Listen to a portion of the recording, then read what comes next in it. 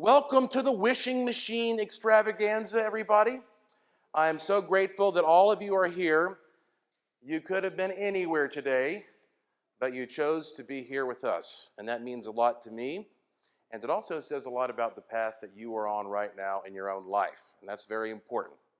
I think maybe for me, the best way to begin this conversation with you is to tell you that I have always been an extremely vivid dreamer. And I mean that literally. When I lay down at night, or whenever it happens to be, and my head hits the pillow, I immediately start having very colorful, vivid dreams. Sometimes I think I start dreaming even before I'm actually asleep. And I dream until the very second I wake up, and sometimes I think I keep dreaming for a few seconds after that. Now, some people are more vivid dreamers than others. Some people may be like me. You might be like me and dream like that every night, or maybe just once in a while you have a dream. But most of the time when you have this dream, you don't actually realize it's a dream. You think that's your reality at that moment. Well, once in a while, something very unusual happens. You realize you're having a dream. And when you do that, it's called a lucid dream, and suddenly you can control it. And when you can control that dream, well, you can have a lot of fun with it.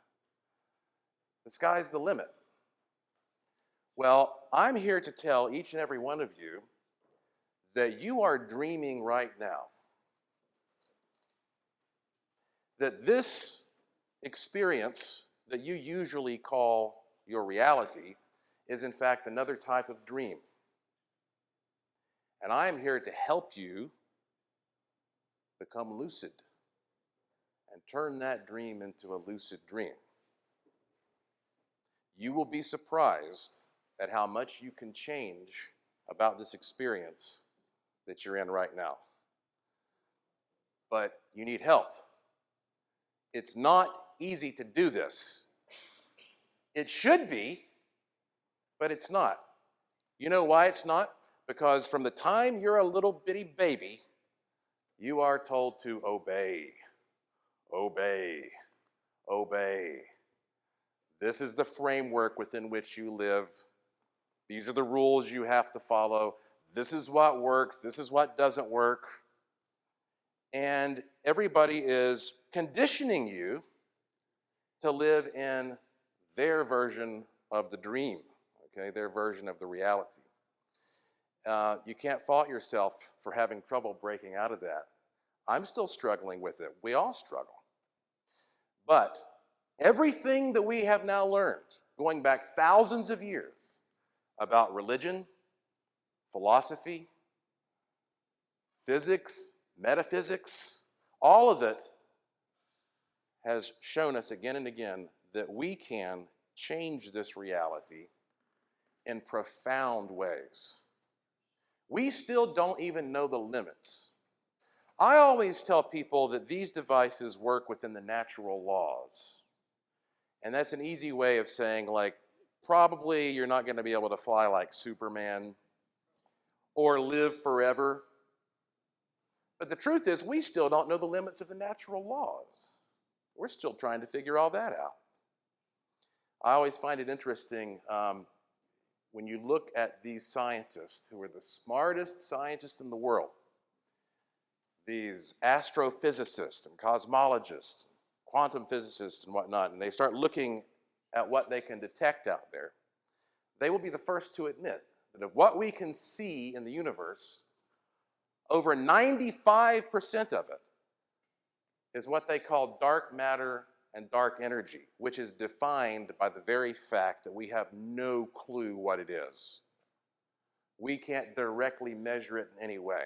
So if our smartest people with the best budgets and best equipment are admitting that we don't know what 95% of this is, scientifically speaking, then why should we think that we know what's possible and what's impossible?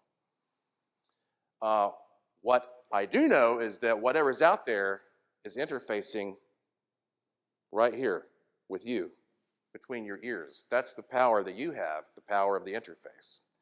And I believe that there are certain tools out there that help empower that interface so that you can start making this dream experience a more lucid one and start controlling things. I hope that analogy helps you a little bit and sets the tone for what might be going on here. If I'm going to be completely honest with you, I don't know how these boxes work. But what I can tell you is that we're making a great deal of progress coming up with tests and experiments that will give us a better and clearer idea of how they may be working. I've got some great theories I'm going to share with you, and we're always coming up with new experiments. But before we dig into this, and trust me, we're going to dig into this as deeply as possible. I'm going to show you what's inside one of these boxes, okay? When we start digging into the nuts and bolts and the science of all this, so to speak, some would call it pseudoscience, I'm going to be very, very practical, really, when it comes to my feelings on what's happening here. But let me tell you first a little bit about how I became involved with this, how I discovered it, and some of my own personal experiences. I first learned about this field called radionics. Some call it psionics. It's related to a field called psychotronics. These are all variations. I first learned about this when I was 16 years old. I was working as a clerk at B. Dalton Bookseller at the Asheville Mall, and I was in charge of special orders. And a fella ordered a book by an author named Charles Casamano, and the book was called Psionic Power. And he talked about these machines and even gave instructions on how you might be able to make certain machines, etc. And I was really fascinated by this, and I started dabbling in it even then. It wasn't until about 15 years ago, however, before I finally decided to buy my first machine. It's not very easy to find these. And there are people out there who make machines similar to this, and they sell them for thousands and thousands and thousands of dollars. And I don't think it's worth paying thousands of dollars, frankly. We're very happy that these machines that Dr. Mulder builds are very affordable. So I bought my first machine from a guy in California for $300. And I don't even know what happened to that guy. He may have died. He just sort of disappeared. So I got a machine. I'm going to show you some pictures of that machine later. And when I got it, again, box with knobs, input plate, output plate, I figured, well, for my first wish, I'll wish for $300 back, right? And I'm sure some of you have heard me tell these stories, but that's okay because I think you need to hear them again. So I bought my first box for $300 and I wished for $300 back. Well, here's the thing. You're not really, wishing directly for money is not the most effective way to get money. I know that sounds weird. I'm going to explain that later. We're going to really get into money because everybody wants to know how do you make money with these things, and you can do it. And I'm going to show you how. Sometimes you can wish for it directly, but it's not the best way. Well, I did, and 2 days later, I got a call from a major hotel in the area saying they had a group of dentists in, and they wanted somebody to tell some local stories for an hour, and they were paying $300. And I thought, well, isn't that amazing that it was the exact amount that I'd asked for? Now, I can't prove in a laboratory the cause and effect there, but that was my introduction to how these things work. These boxes seem to function through synchronicity. You ask for something, it's not going to magically materialize and fall from the heavens. What's going to happen is circumstances will alter so that opportunities arise, and if you seize those opportunities, then you can get what you want in most cases. But again, we're going to get very specific into all that. So, second example I want to give you. A few years ago, I was sitting at my home in Alexander, North Carolina, in the middle of winter with a lot of snow on the ground and the power going in and out. And I thought, I think I've had enough of winter this year. And I know you've all probably had that feeling. And I thought I would like to go to a tropical place and get, have some warmth and maybe a place I can get away to on a regular basis in the wintertime. So I got on my computer and I went to Google and I typed in tropical beach and I printed out a photograph. There were, 100 photographs that came up. I just picked one that I thought looked nice. photograph of a tropical beach, palm tree, white sand, turquoise water.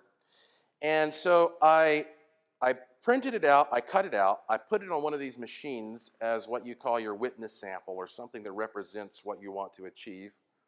And I set my machine and tuned it for that. Well, I would say, I'm going to say maybe less than 2 weeks later, I got an email from a man in Puerto Rico who said he was having some extreme paranormal activity at his house and wanted to know if I would go down there and investigate it, and he would pay me, and he would pay for my trip. And I said, absolutely. So hop on an airplane, go down to Puerto Rico. While I'm there on that trip, I end up meeting a real estate agent who ends up showing me this beautiful 2-story condo right on the beach. It's a place called Boquerón with all kinds of shops and bars and restaurants there, and it's a gated community and a nice swimming pool. And I was just like, this is it. This is the place where I would like to start spending my winters. So we made an arrangement, and now I spend a good chunk of my time in Puerto Rico. Well, I went back to my house in Alexander after this happened, and I was packing some stuff up to take to Puerto Rico, and I saw the wishing machine, and I said, man, that thing really does work, because, you know, this happened, and here it is. And so I got curious. I'd saved that picture as a digital file on my computer. So I went back to my computer, and I found that digital picture, and I looked at the specific name, and I searched for it again. That was a photograph of the Boquerón Beach right behind my condo in Puerto Rico. I didn't even know it. So that's how specifically these things can manifest. You don't even have to know all the variables. But these are mind-powered machines. They're like computers. You know, you always hear garbage in, garbage out. So buying a box is not just enough. You also have to be able to understand how to use it properly. That's why you're here. That's why there's a workshop. That's why if you go to wishingmachineproject.com, there are hours and hours and hours of free videos and audio you can listen to. We're trying to help you to use these effectively. I got to tell you one more story, though. This is my new favorite one. Earlier this year, a guy bought one of these machines in Canada. And he sent me an email, and he said that for 20 years he had been a metal detector. He goes out always looking for stuff in the field. And he said he never found anything made of gold with diamonds. So he set his machine to simply find something gold with diamonds. And he was going to go metal detecting 2 days later. Well, it turns out he didn't get to go metal detecting as he had planned. But nonetheless, he was going into town, walking down a sidewalk, and he looks down, and he sees a gold bracelet with diamonds on it. And he said, you know, I didn't even have to go out looking with my metal detector, and I found it. So he told me this story, and I thought, man, I'm going to try that out, you know, because I'm always thinking of new things to try out with these machines. And you can only use one machine for one wish at one time. So I have many, many, many machines. This one's working on this one's working on that. Yeah. I know people out there who have roomfuls of these, literally, and they're having the time of their lives. So I plug into my machine, same thing, I tune it properly. I want to find something gold with diamonds. My sister Jessica had never been to Puerto Rico, and she came down there to visit me and my wife Lauren. And I like to snorkel, and so I took my sister to go snorkeling. We went to this little island off the coast of Puerto Rico called Gilligan's Island. It's true. It was on a Monday. There were very few people around. And I went off to a little secluded corner of the island, at first by myself. And I sat there on the floor of the sea with the nice, clear turquoise water up to my neck, just relaxing in the sun. And after a little bit, my wife came over there, and she sat down next to me. And she really likes seashells. So when she's around, I'm always looking to see if I can find a nice little shell or something. So here I am feeling around in the sand, and I reach down, what is that? And I'm going to show you what I pulled out of the sea. This is the actual men's 14-karat gold ring with 9 diamonds in it that I pulled right out of the sand after I had tuned that into my wishing machine. I have never found anything like this in my life. It just happens to be your size. It perfectly fits me. Can you believe that? That was the first thing I did. I got it, and it perfectly fits my finger. It's a little blingy for me, so I don't usually wear it. But it's a nice conversation piece. And my wife saw me pull this out of the sea, and I don't want to repeat the words that came from her mouth, but they were words of great surprise. So, I could go on and on and on telling you about my personal experiences. And of course, I am behind, way behind, on posting testimonials on our Wishing Machine Project website, because every single day I get new stories. Guy hit the lottery the other day, Bottomist thanked me, says, "Oh, I've always wanted to hit the lottery, thank you." I'm like, I haven't even hit the lottery, but you know what? I haven't tried. And I'm going to tell you again why that sometimes you got to wish a very certain way for what you want to get it. All right.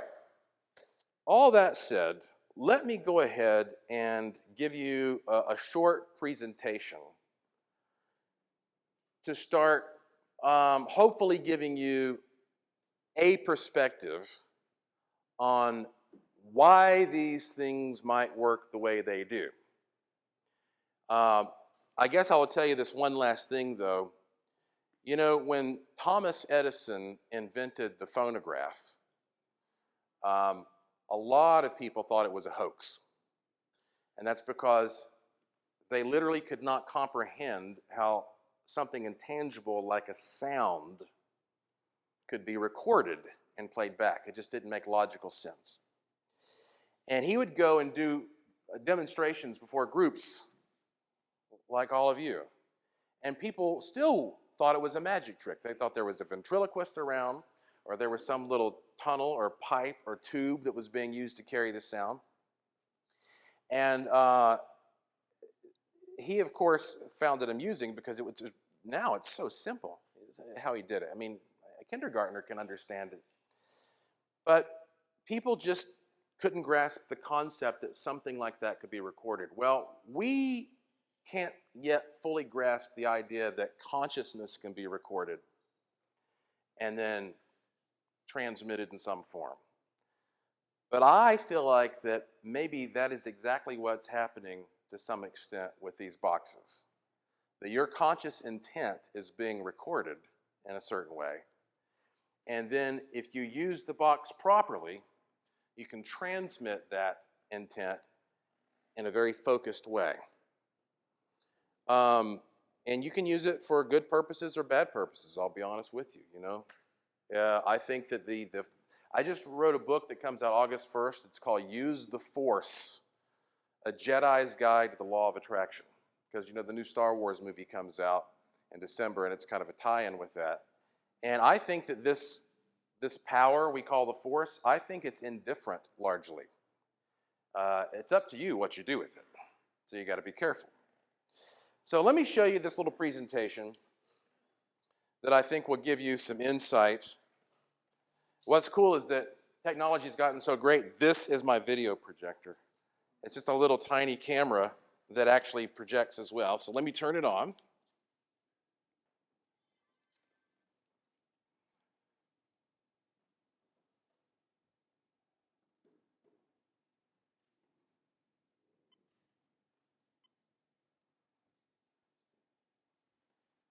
And I'm going to kill the lights.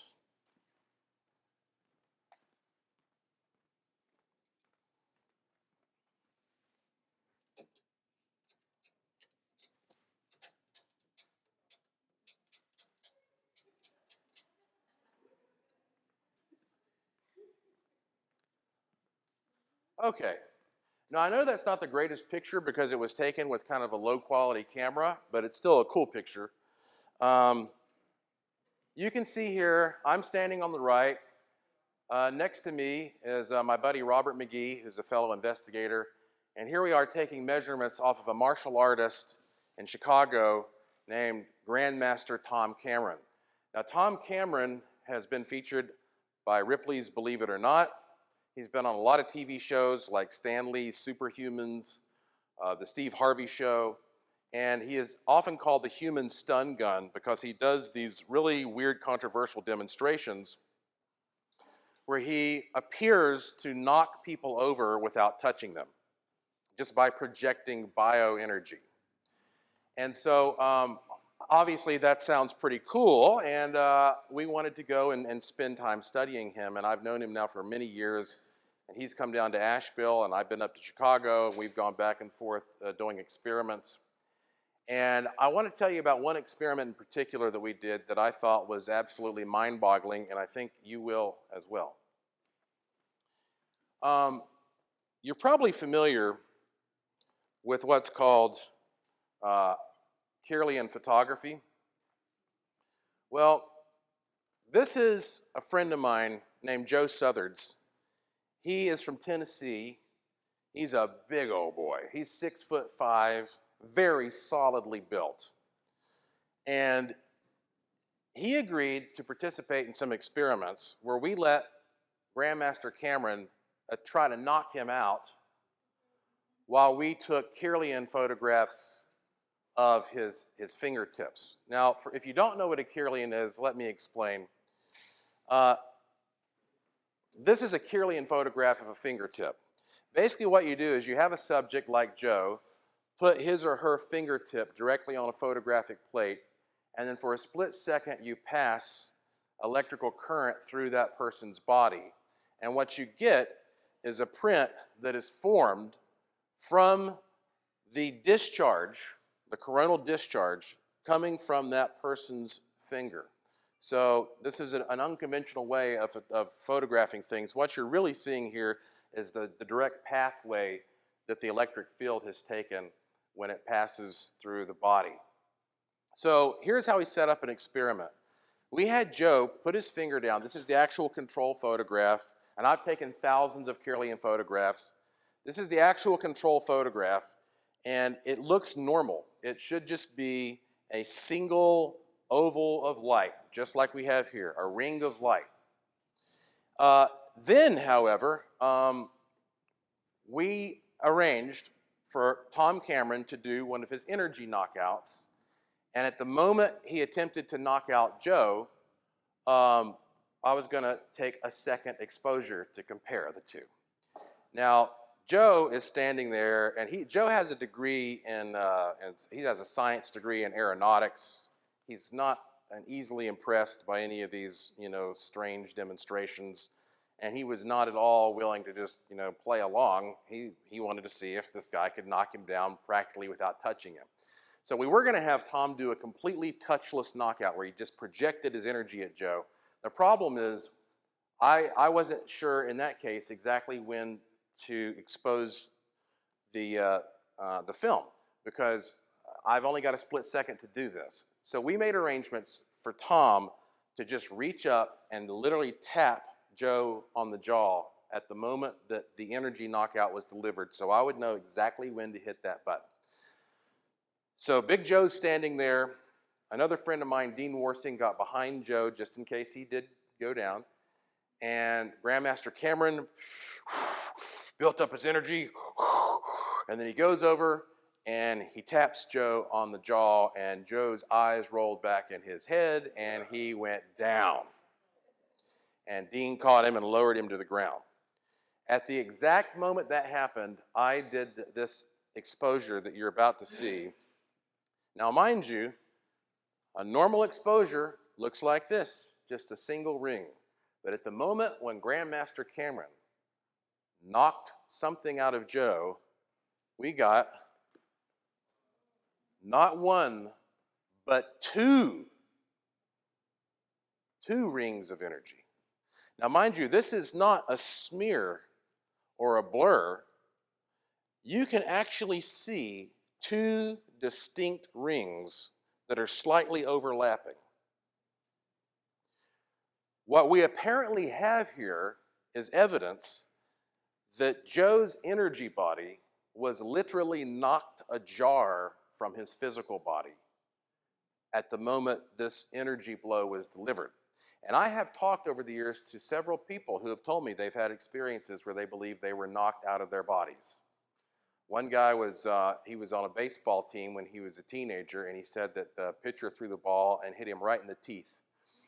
And it knocked him out of his body. He said he next thing he knows, he's standing next to his body. He hears everybody in the crowd screaming. He sees himself lying there with blood all over his face. And then a few seconds later, he snapped back into his body.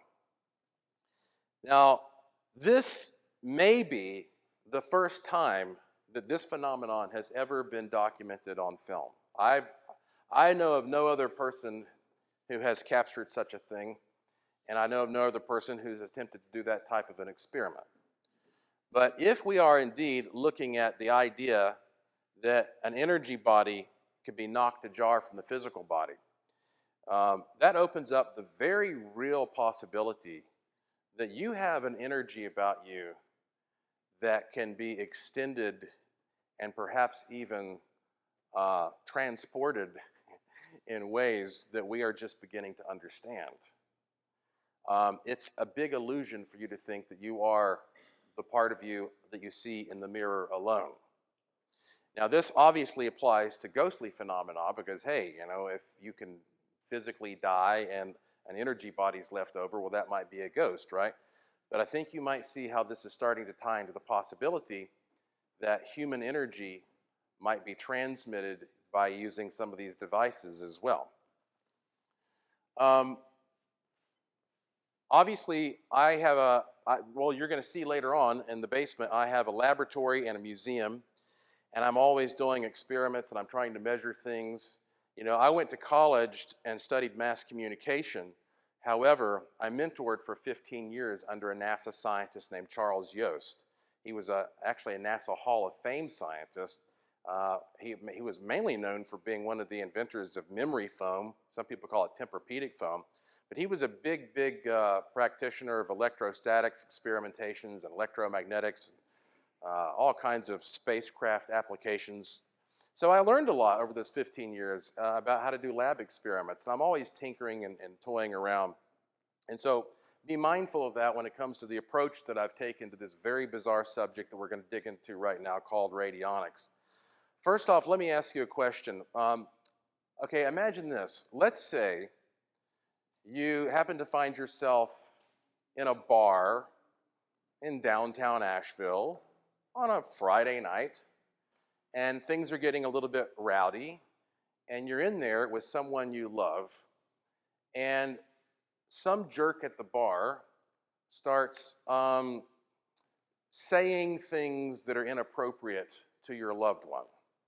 And this escalates to the point where you decide to take physical action. You are going to punch this person. It's a real likelihood anyway. And right when you're about to punch that person, you see this on that person.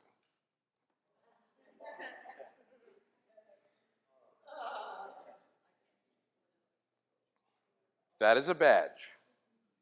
Is that going to change how you decide the next few seconds of your behavior will unveil and develop? This is just a symbol. That's all it is. It's just a symbol. It could be a fake badge for all you know. But that symbol has physical power in the physical world, and it changes the way that you think, and it changes the way you react, and it changes the outcome of situations. And right now, there are plenty of symbols that I could express to you that would cause physical reactions in your body we could measure. If I told you right now that someone close to you had died, your physical reactions would go off the charts. If I came back in here and told you a bomb had gone off somewhere in the world, blah, blah, that kind of thing. Or if I told you, congratulations, this is actually the Oprah show. All of you get a free car today, There are things I could do to change how you're going to feel. But those are just words. But words are symbols.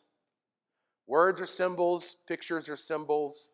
There are symbols all around us, and in fact, the truth is, these symbols represent energy, and those energies rule the world and control the world in a very real, tangible way. What do you think that piece of paper is in your wallet that's got printing on it? I'm not going to go down this whole rabbit hole discussion of how our currency has got very little intrinsic value these days. You probably already know that. It's mainly zeros and ones on somebody's computer out there. But we all know it makes the world go round, right? All these symbols are what controls us. And if you think about it, though, as I said, these symbols, they represent an energy pattern that physical matter adheres to. If that didn't make sense, let me phrase it this way. There is a field of study called cymatics. And basically what you do is you take something like a table and you sprinkle sand all over it, and you put a speaker underneath it and blast tones on that speaker. And when you do that, the particles of sand snap into these beautiful patterns and designs. And if you use some kind of a semi-solid, kind of liquidy substance like cornstarch and water, they rise up, these designs, to nice three-dimensional forms. Basically, everything in the universe starts with a vibrational pattern. And the matter is just the byproduct that sort of congeals to that. And by looking at these patterns in nature and how they relate to symbols, you can start to understand how that everything is interrelated on some kind of a symbolic level. Okay, let me move on to this, for example. This is an example of how you find these incredible patterns in nature. This is part of what's called a Fibonacci sequence. Fibonacci was a very esteemed mathematician in the Middle Ages, and he discovered this very simple but really interesting sequence.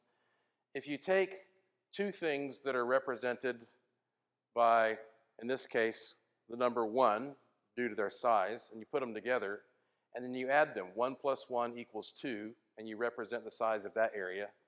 And then you say 2 plus 1 equals 3, and you represent the size of that area. And then 3 plus 2 equals 5, and you keep doing this. 5 plus 3 equals 8. If you keep doing this, and then you draw a line through the center of each one of those areas, you end up with a spiral. This is called the Fibonacci spiral. And it's a very beautiful, simple, elegant way of understanding the relationship between numbers and images. And so if you're minded, I'm not the best math student, trust me. So, I need pictures of numbers sometimes to understand what the heck is going on. But what you find most intriguingly, perhaps, is that this spiral, this Fibonacci spiral, is found all throughout nature, all throughout the universe. And I'm sorry if I'm blocking anybody's view. I'm trying to move around a little bit here as I do this. A simple seashell frequently will have a Fibonacci spiral. You find it all throughout the cosmos, okay? Various galaxies and forms within those galaxies. The small level, the big level, it doesn't matter. You always find these patterns, some kind of a common thread that's represented by the energy forms that matter may be attracted to in different ways. But it's still the same type of energy pattern that connects everything together somehow. Of course, another example of these patterns that has been especially noted by artists and architects is what they call the golden mean, or the golden ratio, which is a ratio of 1 to 1.618. So basically what that means is you can see it in the human body. You can see it the same kind of proportion when you look at a lot of the ancient buildings and sacred sites, 1 to 1.618. It is, again, a perfect balance that just seems to be very aesthetically pleasing, and it's also very stable in architectural design.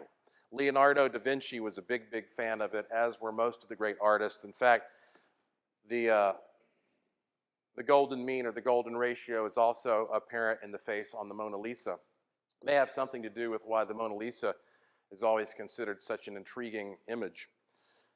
So again, it has to do with that relationship between length and width. 1 to 1.618. These patterns are so interesting that if you start looking at them and thinking about them, you can perfect them into symbols. So if you were to take, for example, this golden ratio that shows up in the face of the Mona Lisa and at the Parthenon and whatnot, and you were to reproduce that on a raw symbol, it would look something like this. Here's a more complex version of it. People make these things and call them golden ratio antennas. So this is supposed to be the most perfect, well-balanced, pleasing thing you've ever seen. You're welcome, folks. Good night. This golden ratio antenna is something a lot of spiritual practitioners use before they do their spiritual work. I started using these things a long time ago. You print them out, put them around places where you want to relax or places where you're about to do some work. And again, it's supposed to create a nice balanced field because you think about the way you felt when you looked at the badge in the context I gave you. Well, this should give you another kind of feeling. But we like to use symbols because symbols don't always have the same baggage attached to them if we're not familiar with them, right? So if you've never seen that before, and that doesn't directly mean anything to you, it doesn't mean you're still not going to have a reaction to it. You're going to still have a mental and physical reaction. But that reaction is probably going to be a more pure one because it's not being cluttered up by some type of experience that you've had or something you've been taught about it throughout your life. And that's one of the reasons that symbols are very important when it comes to radionics. So that's what I'm trying to help you understand before we get more into that part of why symbols are important when you use these machines. This man is Dr. Albert Abrams. And Dr. Abrams was born in the middle of the Civil War, and he died in the 1920s. He was one of the most esteemed medical doctors of his day. He was the vice president of the California State Medical Society. He was the president of a medical society in San Francisco. And he was the quote-unquote inventor of modern radionics as we know it. You can thank this man right here for these machines to some extent. And now let me tell you how that happened. How did an esteemed medical doctor get involved with these weirdo machines? Well, he was treating a patient one day for cancer.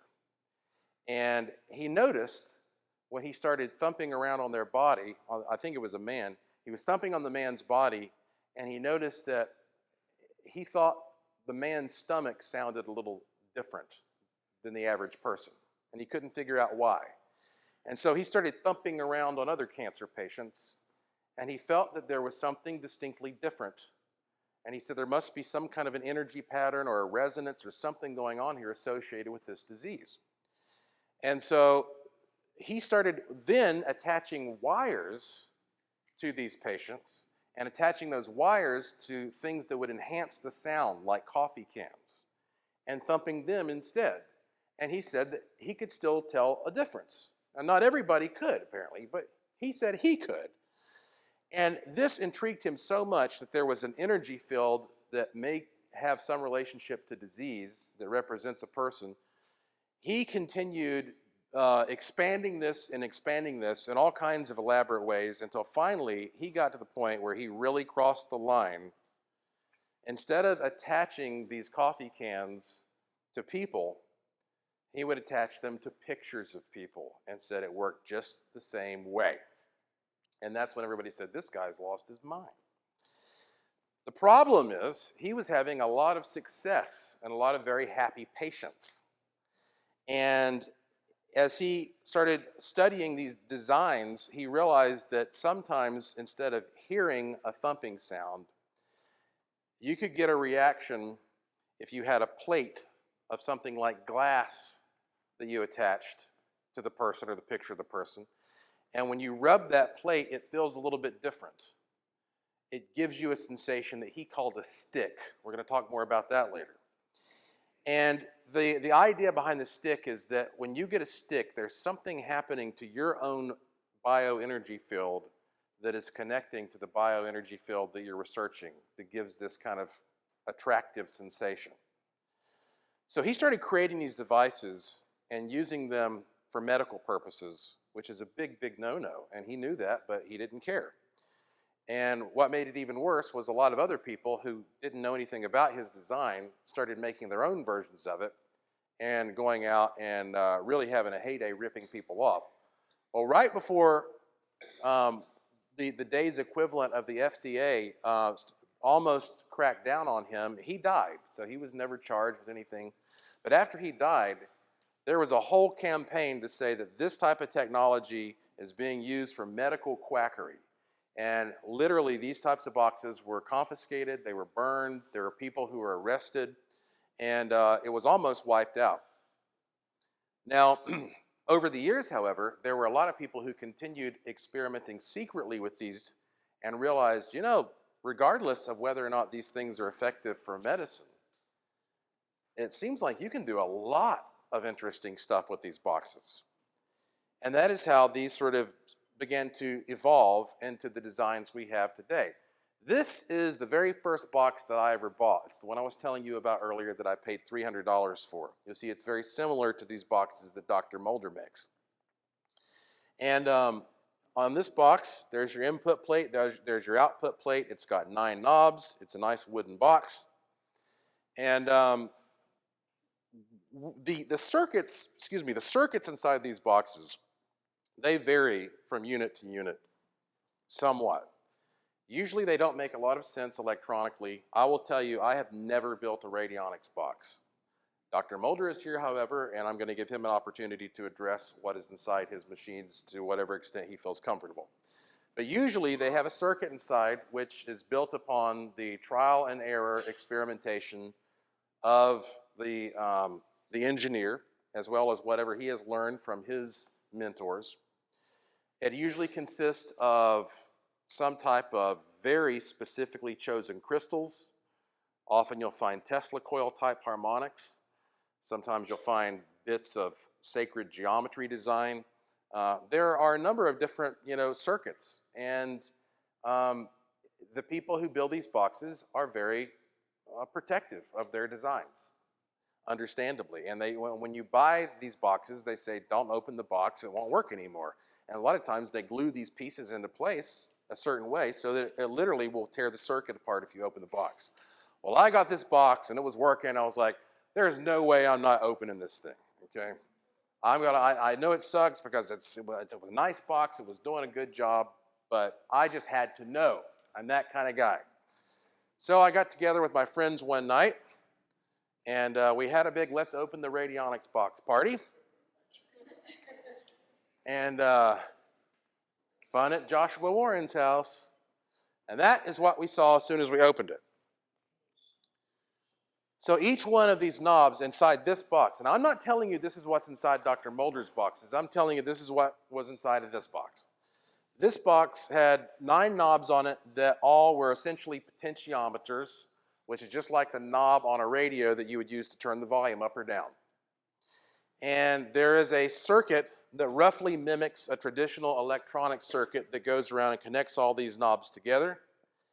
And there was a piece of copper shaped like a funnel that was inserted at certain areas inside here, which is very interesting because it reminds you of the horn on a phonograph, so to speak, where maybe you're trying to take an energy from one frequency and condense it down to another, or vice versa.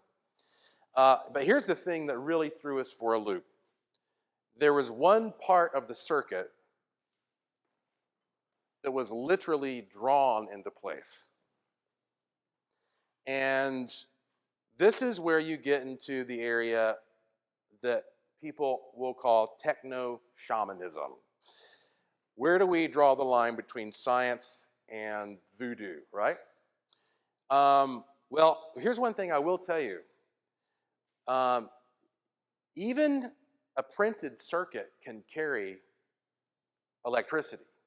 In fact, if you go to YouTube and you type in like graphite circuit, you'll see where school kids will take a piece of paper and a pencil, and they'll make a circuit, and they'll put a light bulb on one side of the drawing and a battery on the other, and the light bulb will light up. That's true. So, I mean, even a drawing can carry physical energy from a Newtonian perspective. But maybe there's something more going on here.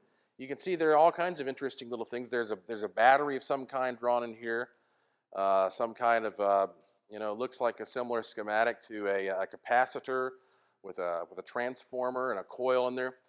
And so that's when I really started to understand just how out there these things can be. Because this box was working for me, How does that translate into something that works? Well, we're going to explore that. We're going to try to understand more about it. This box is becoming more popular than ever. In 2012, I was a cast member on a show on the Travel Channel called Paranormal Paparazzi. I was on every single episode for a whole season. And I always had a wishing machine on my desk in New York. And so people all over the country would say, "What is that box you've got?" And so I started talking about it. I have a friend who works for the TSA, and he told me the other day that it's once in a while he'll have a person come through the airport with this weird box with knobs on it, and the person's so nervous, that the TSA agents aren't going to know what it is, and he says, "We know it's a wishing machine," and it surprises people that the TSA know what wishing machines are. So, it's much more common than you might think.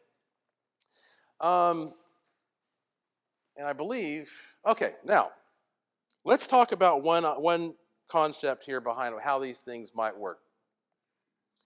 If you take a tuning fork and you strike it near another tuning fork, and that tuning fork is tuned to the same key, that second tuning fork will start to resonate, even without any physical contact. If you have two pianos sitting in a room, and you bang the keys on one piano, and you bang a chord, that same chord will start to resonate into play on the second piano, even though you haven't walked anywhere near it. That is called sympathetic resonance.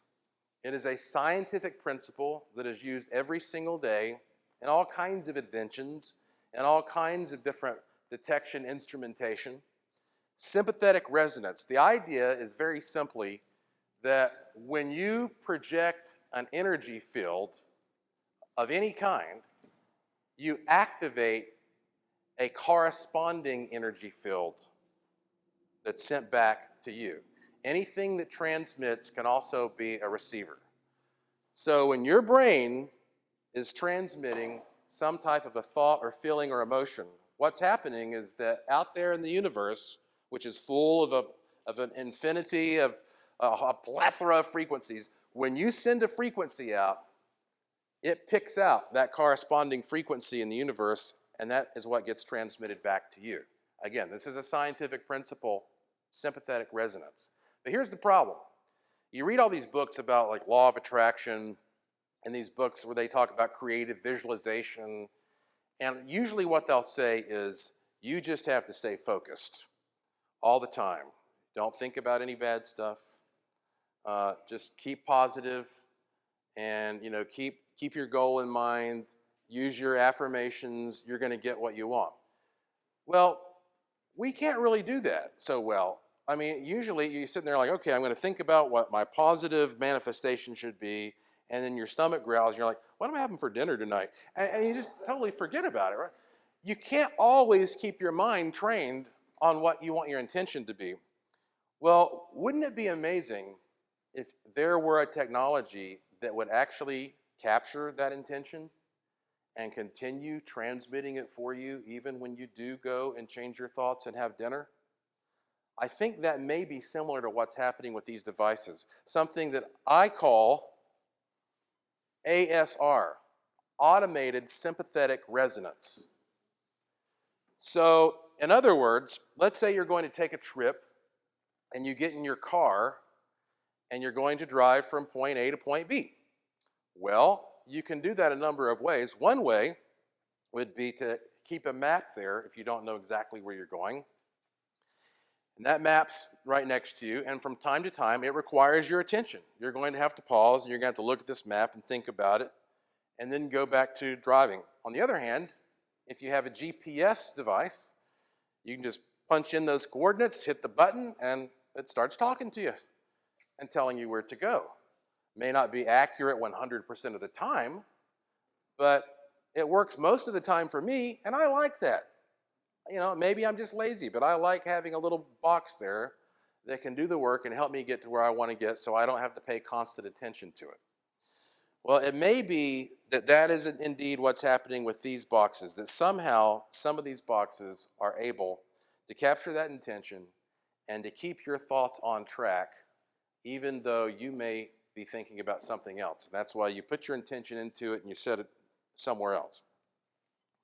Okay, that's just a picture from Puerto Rico. Okay, I'm going to turn the lights back on now.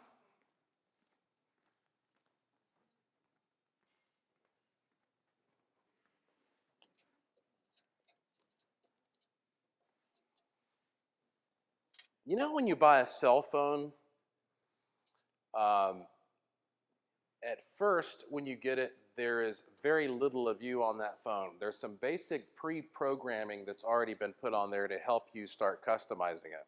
And then you start adding in your own little flavors, so to speak, your own styles. And after you've had that phone for a week, it starts to reflect who you are much more.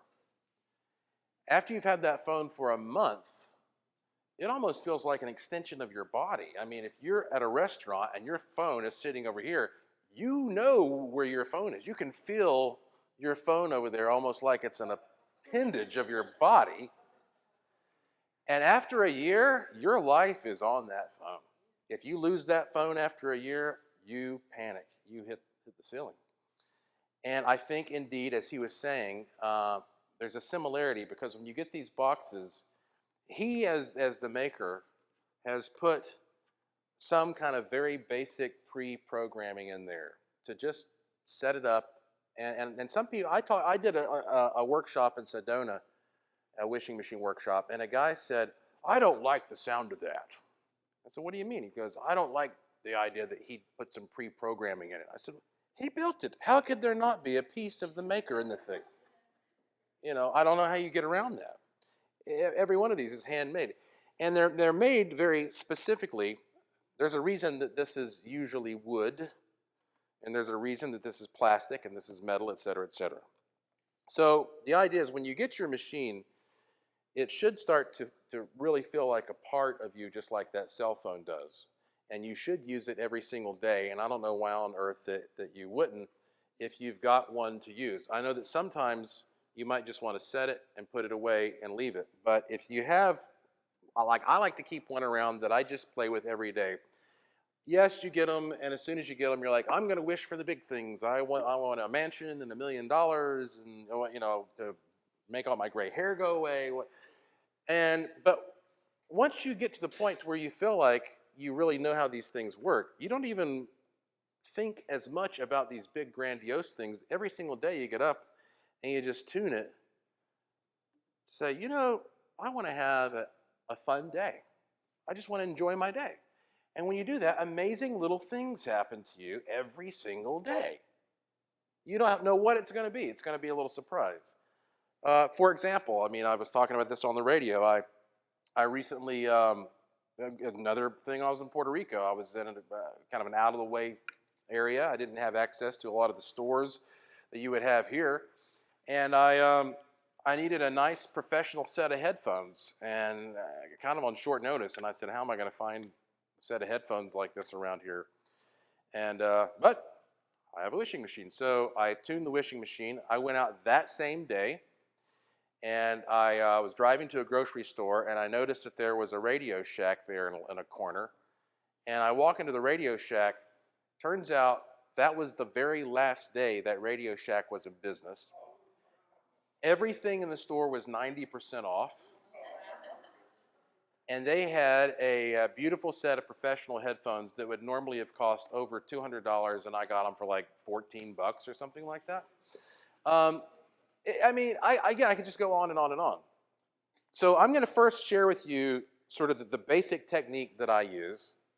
Then we're going to take a break, and then we're going to come back and we're going to get very specific into different issues like money, like relationships, like happiness. Now, I will tell you, I am not legally allowed to discuss medical issues with you. What I will tell you is that, of course, I use these boxes for my own well-being. But if you are interested in these boxes for that purpose, I recommend you get on the internet and do some research, because you'll find plenty of resources on your own there. But I can't give you any advice on that. I'm not a doctor. You know what they say, follow what your doctor tells you. But you know, that's why a lot of these guys originally got in trouble back in the old days, because they were using these in the heyday of medical quackery devices. So we're not going to repeat that. Okay. There are different types of boxes. This is pretty much your standard basic box. Now, I love the standard basic box. All these boxes work the same. They all will do the same thing with the same effectiveness. However, this new model, the Model E that plugs into the wall, we have found in our experiments manifests things more quickly.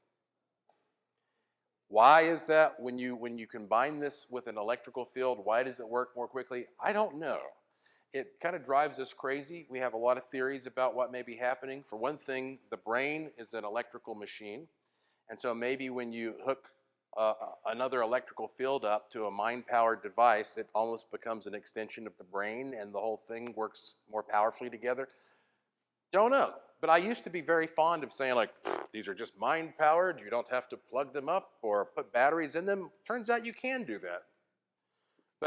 So I pick which type of machine I'm going to use based upon what my purpose is. So like when I got this most recent book deal, I knew I had like 6 months to meet a deadline.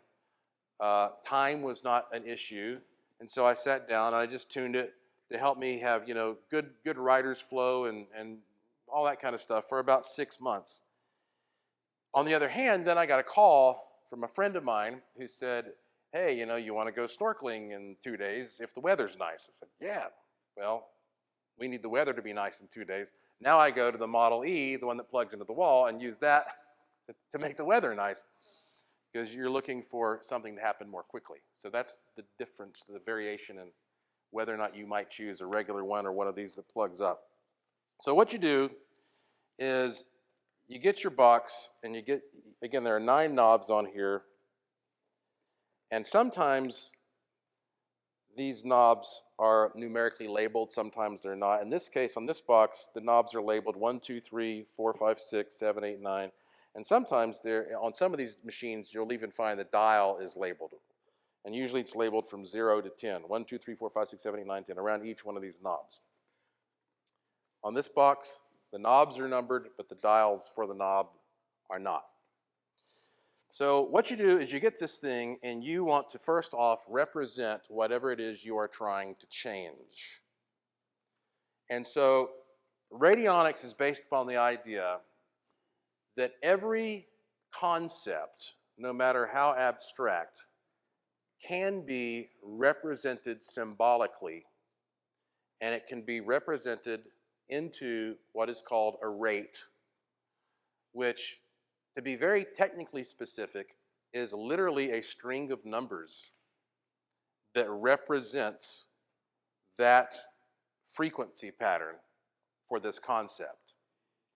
It goes back to what I was showing you with the Fibonacci sequence.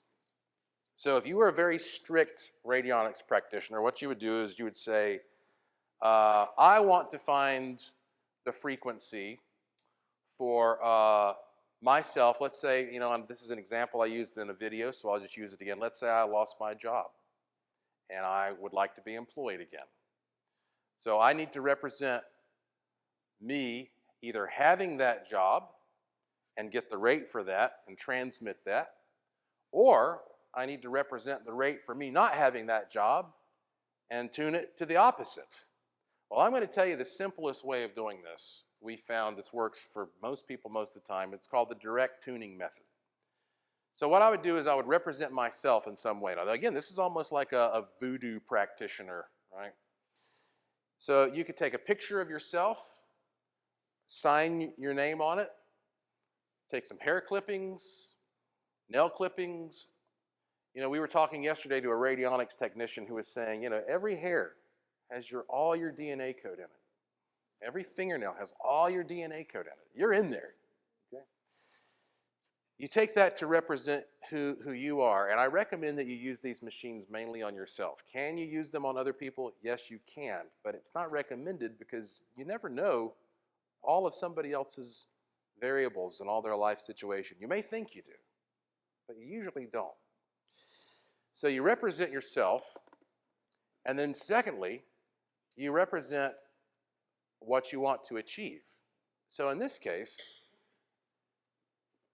you would want to say, I have a particular dream job.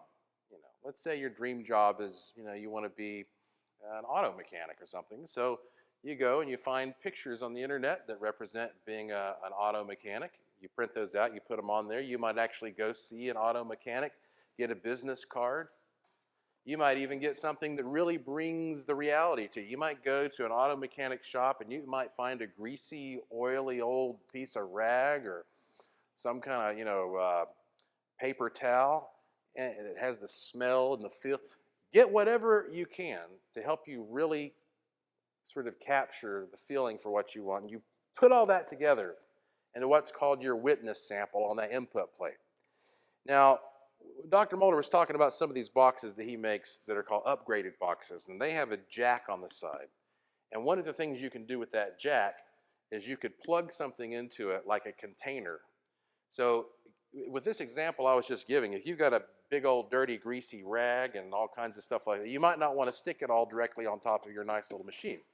So that would be an occasion where you would use an upgraded model where you'd plug into that jack, and then you might hook that to a tin can and put everything in the tin can. That's just one example.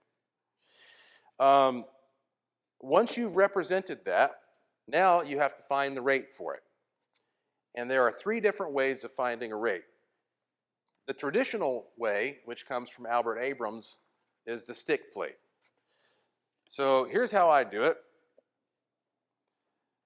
Take my left hand, because I'm right-handed. It doesn't really matter. We've had people ask about that before, and it doesn't matter if you're right-handed or left-handed. You can turn this box any way you want as you do this. But if you look at it right side up like this, I take my left hand and I put it on the first knob.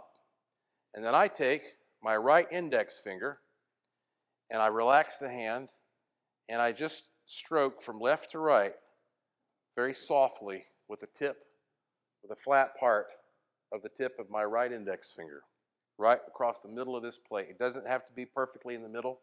And as I do that, I slowly turn this knob clockwise from left to right. And I don't even look at it half the time because I'm just feeling with my fingertips. Now, this is a piece of plastic and it's supposed to feel smooth. However, if you were to lick your finger and rub it on that plastic, suddenly it'd feel sticky. It'd feel like it grabs your finger a little bit. Well, that is the closest description I can give you of what a stick feels like. So you are waiting for a moment when something happens between you and this box. There's a moment of attraction between you two where it's like you connect with it. That's a stick. And when you get that stick, you leave that knob exactly where it was. Now, if you turn it all the way from left to right and you never get a stick, turn it all the way back left and try it a second time. If you don't get a stick a second time, leave it. Leave it where it is and move on to the next knob. Sometimes that's what, you're just not going to get a stick, and that's okay. It skips a digit. So you want to do this for each one of these knobs. And when you are finished, each one of these knobs will be in a slightly different position.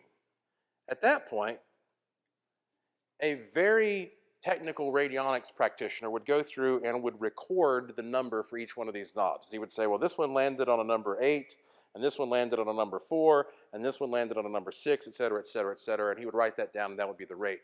The truth is, though, you don't have to do that. For the casual radionics operator, you don't even need to know the rate. That's how you find it, if you've got that rate, you can work with it as you get more advanced in radionics, but you can just leave those knobs where they are, put this thing away, and that's it. And that's one method.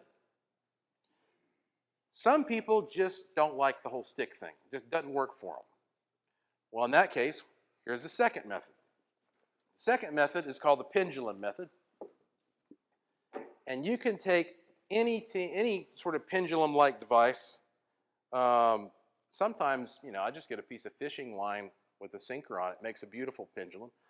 I also have really nice pendulums that cost $100 that I bought, in some crystal shop in Sedona or whatever, This is a pendant. We have some really cool pendants that we're selling outside. Speaking of Sedona, that's where I got these. We only have 2 of these, I will tell you that. I don't know, maybe we've already sold those 2, but this has minerals in it, and it gives it a nice weight, so it actually functions as a pretty good pendulum. And if you're using the pendulum method, you do the same thing, except instead of looking for the stick, you're going to look for the motion of the pendulum. So if you have a shorter pendulum, you could say sit at a table, and you could rest your elbow on the table and hold it between your thumb and your index finger like that. Or, if you think you can get a more sensitive pendulum by standing up, that's fine. I usually kind of like to sit down at a table with it, though, and hold it about like that, right over the middle of that plate.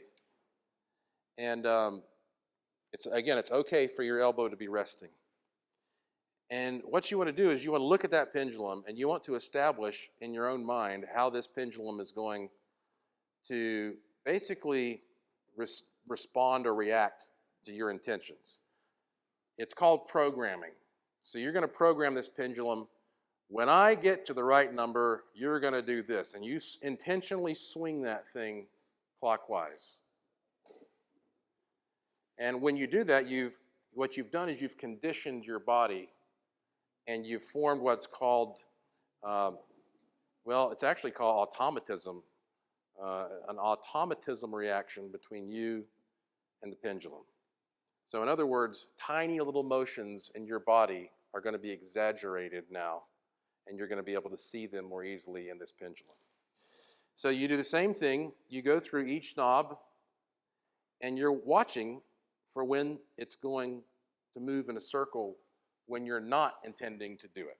Okay? When it's happening because of some kind of a subliminal reaction. Again, what we're doing here is trying to find a moment when something happens between you and this box, when there is a moment of connection between your bioenergy field and whatever the circuit is inside this box. That's another way of simply watching the pendulum. And by the way, these instructions are written out for you. That works very well for a lot of people. But after using radionics all these years, I will tell you the method that I frequently use, and I know Dr. Mulder does as well. And just most people who really get into radionics and start using these things all the time, they eventually get to the point where they start using what's called the intuitive method. It's actually the simplest one of all. Some people just pick right up on it. Some people get these boxes, they don't like the stick thing, they don't like the pendulum thing, and they're like, why has my box never worked?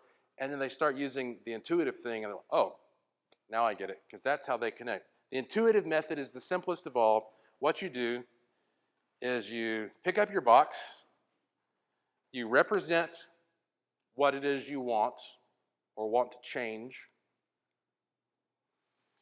Take a deep breath, and you just reach down as quickly as possible and turn each one of these knobs somewhere and leave it. And let the universe work it out for you where they all land. Yeah, that's kind of nice, isn't it? The intuitive method is what I use most often these days, and it works just as well. I, on the other hand, I told you what a vivid dreamer I am, but I also have a very vivid imagination compared to the average person. I mean, I do work in the media, and I've published books, and I've worked on movies and all that. And I found these boxes, if you've got a vivid imagination, sometimes you don't even need to put a physical sample on the input plate. After you become really comfortable using the box, if you can imagine that sample being there clearly enough, it works just as well. Because what we're talking about here, again, is an energy imprint. And it's your mind that's doing the work here. These are mind-powered machines. That's why, again, it's very frustrating trying to figure out how plugging them up to an electrical field makes them that much more effective and efficient. Okay, I tell you what. Let's take a little break. All right, let's go ahead and try to get started again. So right off the bat, before we start taking questions, let me knock out some things that are pretty obvious. Let's talk about money. Because that's, the first thing that people usually say when they start learning about the wishing machine. Well, can I get $1 million? And, I've done a lot of different kinds of experiments with wishing machines, and they fear me when I walk into some casinos, I tell you. I'm afraid they're going to kick me out of some. I've had some experiences where they're like, something fishy's going on here.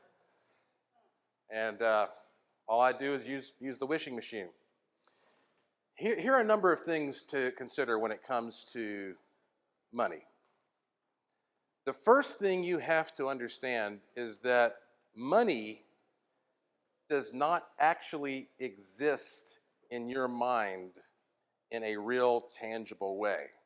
The things that money gets you are the things that exist in your mind in a real, tangible way. I guess, you know what, before I even make that leap, let me put it to you this way. There was a lady who contacted me one time, and she said, I've never really been happy in my entire life. She said, how do I wish for happiness? Do I just write on this thing, I want to be happy? With a picture of myself? How do I do that? And I told her, well, if you've never been happy in your whole life, you don't know what happiness is. So how can you wish for something if you don't have an experience that you can connect with in a realistic way? Because again, this is a mind-powered machine. So I told her, the word happiness doesn't mean anything to you at this point other than something you can't attain, and that's not good. You don't want to be putting negative intention into the thing. I said, instead, here's what I want you to do. Look back at your entire life and think of the moment when you were happiest, because surely some moments had to be better than others, right? I said, and it could be a simple thing. It could be when you were eating an ice cream cone when you were a kid, or watching a sunset, or it could have been when someone paid you a nice compliment one day, or maybe when you did something nice for somebody else, or maybe it was laughing at a really funny joke. It doesn't have to be some giant, major, life-altering thing. Just think of a moment that made you feel as close as possible to how you want to feel. And let's capture that moment. And let's make that your definition of happiness. And let's start working from there. And a light bulb went off in her head.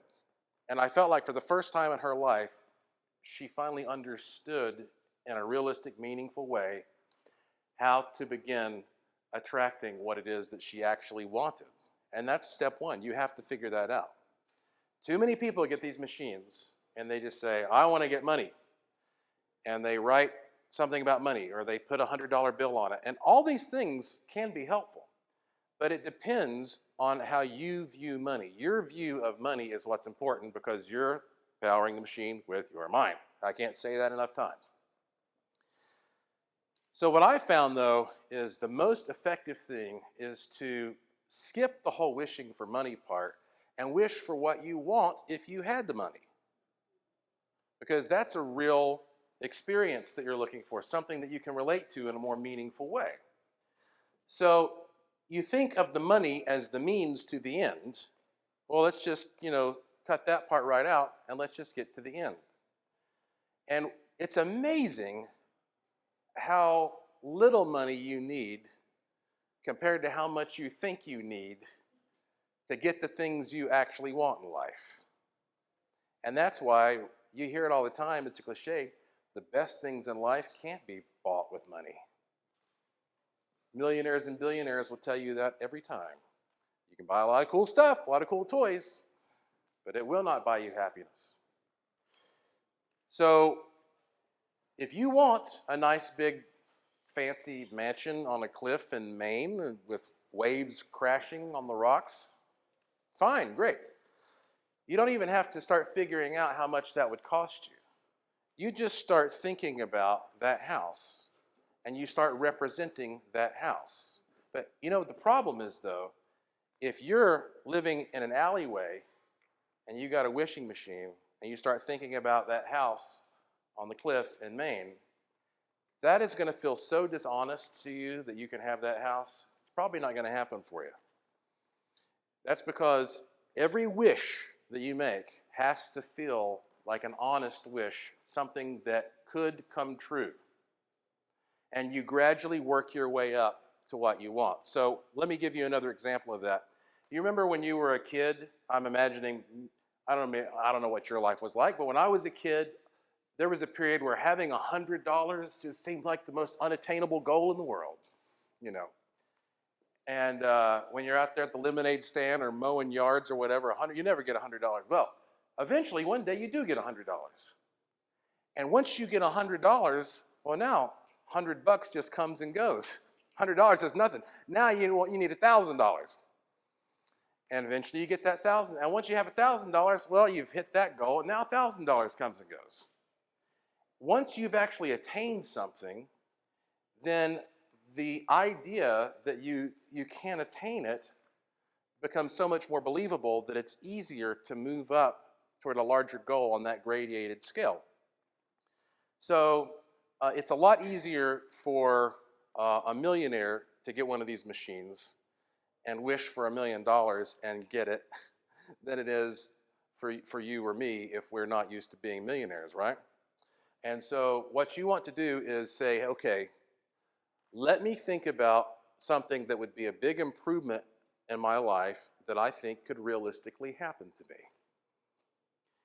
And when you do that, man, it's going to happen with lightning speed. And once that happens, you're going to say, holy crap, that worked. And now you're going to feel even more inspired to take it up that next notch. Every single wish has got to be part of a larger plan, but every single wish has got to feel attainable in some way to you at that time. Now, again, there are certain things that are just not going to happen for you. You know, you're not going to live forever. I don't even know why you would want to live forever in this physical plane. You've got to die at some point.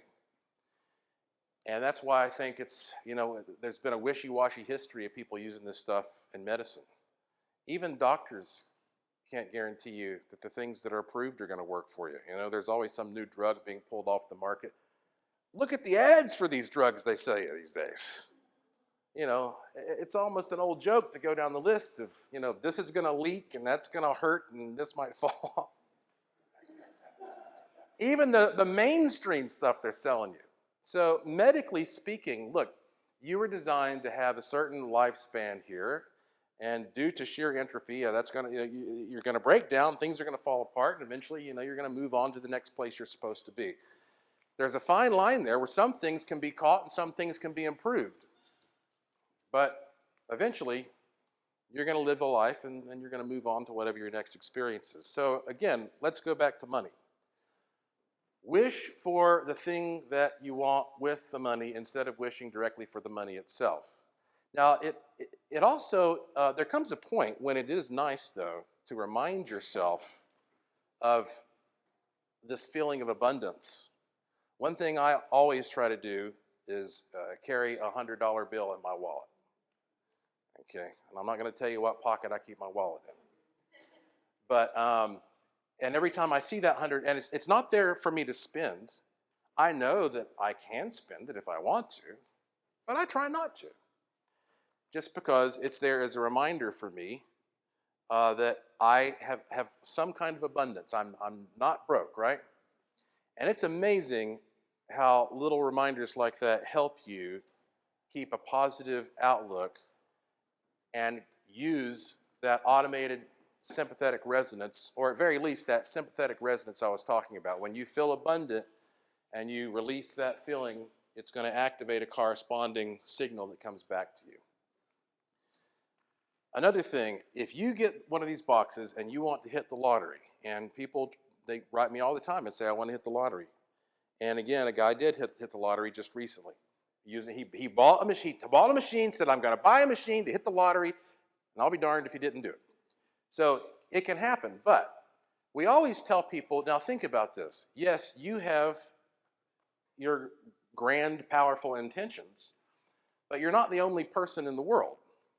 Everybody else also has some kind of intention. And if all of you are focusing on the exact same thing, or something close enough to the exact same thing at the same time, the mathematical fact is the odds go down that your intention is going to be the one to get it. I mean, you can say, I would like to have a pink Cadillac. That's my goal, you know, and you can plug that in. And it's pretty easy. I guarantee you'll get a pink Cadillac. But if you sit down and you say, I want the pink Cadillac that Elvis drove, you know, you're getting too specific at this point, and now the odds are much more challenging for you. So that's why I hardly ever play the lotto, but I always go to casinos. I'm not advocating gambling, okay? It's not for everybody, but it's worked for me quite well. And what I'll do is, I do a lot of speaking engagements, and frequently I get hired to speak at some kind of a conference which is held at a resort with a casino. And so I'll have a wishing machine, and I'll sit down and I'll tune that thing, and I'll walk into that casino, and you know, I could tell you, I guess I could show you some of the tax statements from some of my winnings. I hate to sound like I'm bragging. I'm just telling you, you know, for me, a casino is a laboratory. It's a real-life laboratory where the odds are supposed to be stacked against you. And if I can go in there and win almost every single time, well, I mean, that's pretty good. I spoke at a conference in Arizona in February, and I got there. As soon as I got to my room, I set up my wishing machine. My wife and I got in late. It was about 2 o'clock in the morning. The only place to eat was a deli in the casino. They were open 24 hours a day. So we went to the casino. I walked in, I put in my food order, I turned around, there's a Willy Wonka machine there. I take out a $20 bill, I stick it in the Willy Wonka machine, I bet $2, I did that 3 times, and I hit a $1,250 jackpot. I hadn't been there 10 minutes, and the staff is coming out, having me fill out the tax forms, asking for my Social Security card. You know, what's that? You're going to... So, you know, I've thought about doing conferences at casinos, but I don't think they'd like that. That might happen once. And then, yeah, we are blackballed. But now you say, well, why does that work? Well, I'm telling you, when you go to a casino, everybody is not all focused on the same game at the same time. That's the difference, you see. With the lotto, everybody's thinking of the same handful of prizes, or in most cases, they're just thinking of the same big prize, you know. And so the odds go down. But you go into a casino where all these intentions are scattered, now your intention is much more significant than the intentions of others. I think that's how I think it works. I don't know for sure, but that's how I believe it works. So when it comes to money, usually think more about what you want with the money. Make it a realistic, graduated scale that you go up. And don't focus on the same thing that every other Tom, Dick, and Harry is focusing on. Those are 3 important rules. Another thing I'll touch on before I open up the floor here is relationships. Because Dr. Mulder and I get some of the saddest emails you've ever seen from lonely men. Lonely, heartbroken men, the 40-year-old virgin. And he says, there's this woman, she is as radiant as the sun. You know, she lives next door. She's just, you know, anyway. And he says, what do I have to do to get this woman? And we always have to say, look, you don't know if that woman's the right woman for you or not. You know, just because you like her, it doesn't mean she's going to like you. And you shouldn't be messing around with this woman's free will anyway. What you should wish for is the right person to come into your life. Because there are a lot of people out there. We can't even imagine all the nuances there are of individuals out there. And every person I know who's had a long-term successful relationship has some kind of story about how that person just synchronistically came into their lives. So if you're interested in relationship help, that's what I would say. Get the thing, focus it, tune it to that perfect individual. Now, you can put attributes that you're writing there. It's okay if you want to take some pictures of an actor or actress and stick it on there. You know, all that stuff is fine to create a type that you're looking for. But don't focus on a specific individual. It's also creepy when you do that, by the way. So those are the two big things I wanted to tell you right up front. Now, that said, let's move on to your questions. And I'm going to repeat your question when you ask it to make sure that everybody can hear it. But, obviously, try to speak up if you can. So just raise your hand if you have a question. Yes, ma'am. Okay, when you set an intention or a wish, and then you do it one time, you put it away until that unfolds? Because I know you said you like to get it out every day and make a wish for a good day. That's probably using two different thoughts. That's right. Yep. That's a great question. And because there's always this question of like, well, what's the time frame like for this in general? So let's just talk about that a little bit first, and then we'll get into how often do you readjust this thing and all that.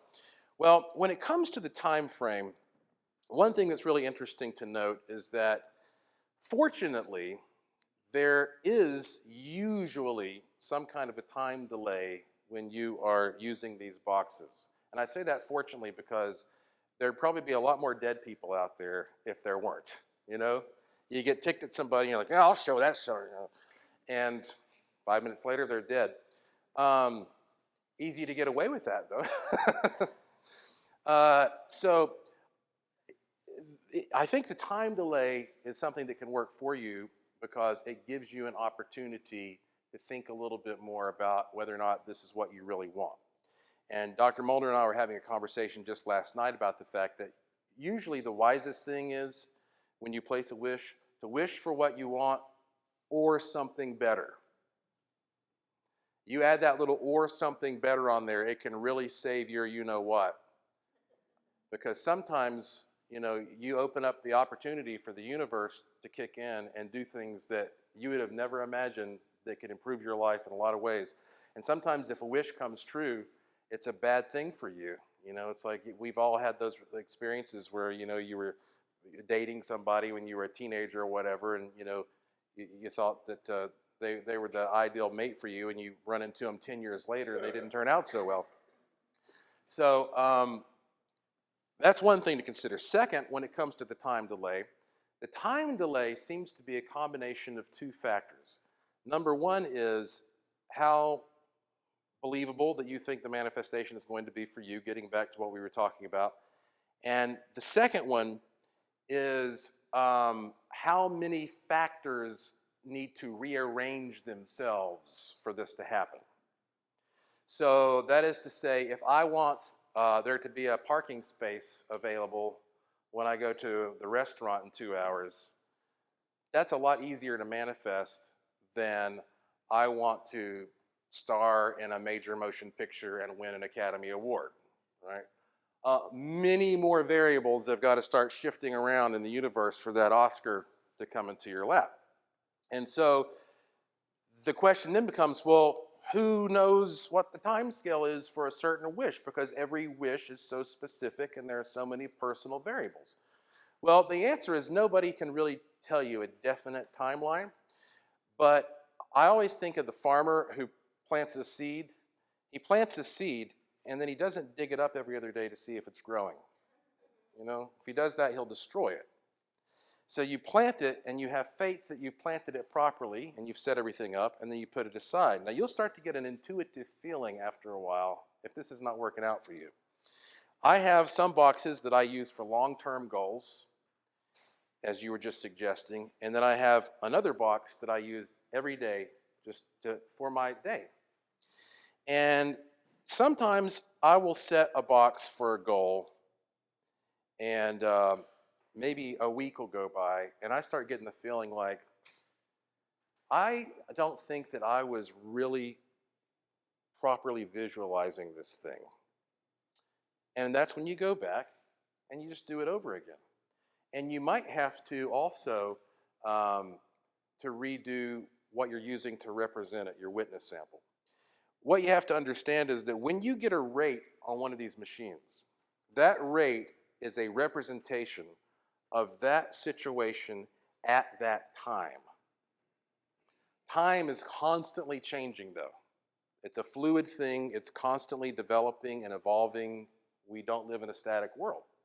And so sometimes you've set the machine for one time, but when times change, you got to go back and readjust it a little bit. And because it is so hard, it's such a personalized thing, it's difficult to say, exactly what that time frame is going to be like for your situation. But I think in my case, yes, I have things that I want to manifest quickly, and I have a box for that. I have long-term goals. I know a lot of people who get one of these boxes, and they only keep it for like happiness and health, and every single day they tune that for happiness and health, and what more is there to life than that, right? So, that answer your question? Yes, with the caveat of, you talked about the mansion in May. Yeah. Is that just understood that it will be paid for and all that? Because you could wish things to, but then you end up having, it sounds like when you ask these questions, the universe gives you the best possible answer, or you need to make sure that you know that outcomes with. Well, that's another great question. I always wonder when you go on these game shows and you win a nice new car, do you have to turn around and pay a big tax bill? And the answer is yes, you do. Yeah, because that's another thing. It's like sometimes you wish for this grandiose thing, and then when you get it, you realize, I don't want to be the caretaker of this grandiose thing. It becomes a burden that you wish for. And some people wonder, is this like leprechaun magic? Where you get the thing and you wish for the $1 million, and you've seen the commercial, and the 1,000,000 deer show up at your house, right?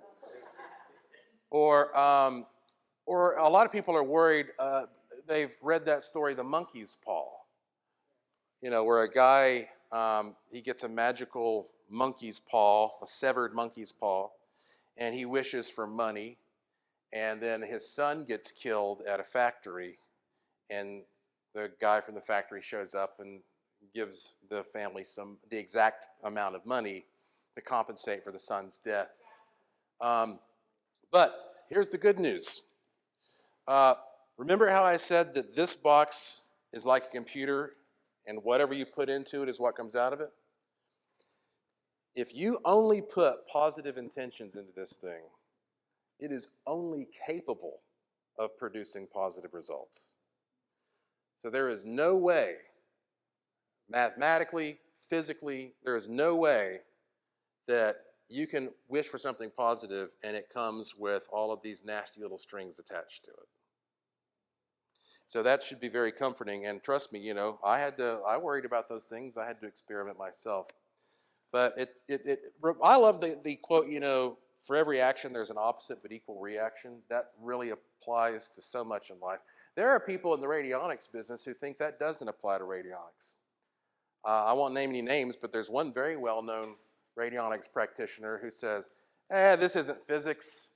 It doesn't work like that. Do whatever you want, project whatever you want. There are no bad repercussions. I don't want to play around with that. I think that, you get to a certain extent what you put out. That's been my experience. Another one of my favorite quotes is by Einstein, and I think it applies very well to this.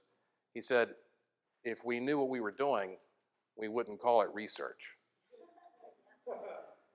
All right, another question? Yes, ma'am. Yeah, you were talking about the witness area here. Mm-hmm. And I do dream boards, treasure mapping, and then you have all the boards put everything on it for your intentions. You started talking about a picture here, and grass, and all this kind of stuff. What do you really put on here? Because that sounded like an awful lot of things in this area. Yeah, well, in that particular case, yeah, if you actually had physical samples and things, you would want to probably use some kind of an extension. But most of the time, I just put little flat things. So a picture is always great. We're also visually oriented. You know, try to get something that's a very clear visual representation. And then if you can personalize something in any way, if you can get a signature, again, if you're using it on yourself, put your some hair from your body, the fingernail clippings, lick it. You just stack it. Just stack it right on. Well, a lot of times what I'll do is I'll take this this little package of materials and I'll put them together and I'll paper clip them into a little bundle and just lay that little paper clip bundle right on top of it. Now, another thing to keep in mind is there are some books out there. I mentioned Charles Casamano. That book that was the one that really got me into this to begin with when I was a teenager, it's called Psionic Power, P-S-I-O-N-I-C, Psionic Power. You can download a free PDF of that now from his website, charlescasamano.com.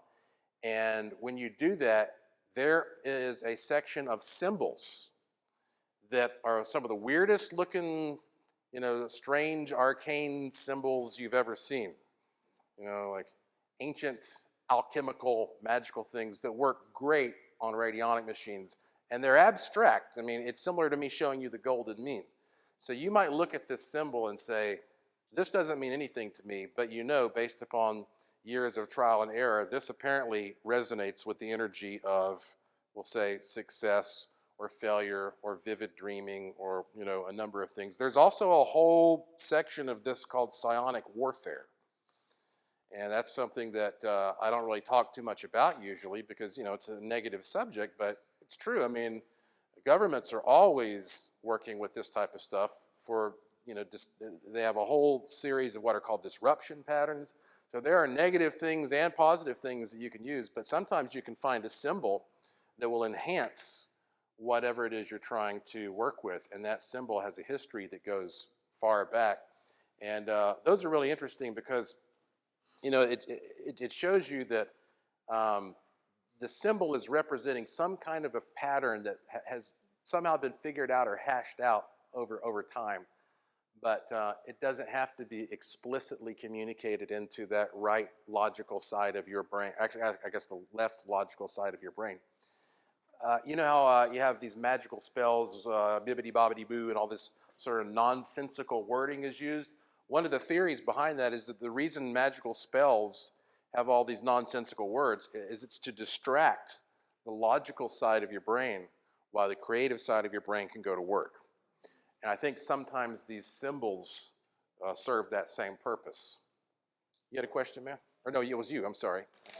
Yes, well, I have a question that's kind of in alignment with the lady over there, but it's in relationship to the time frames.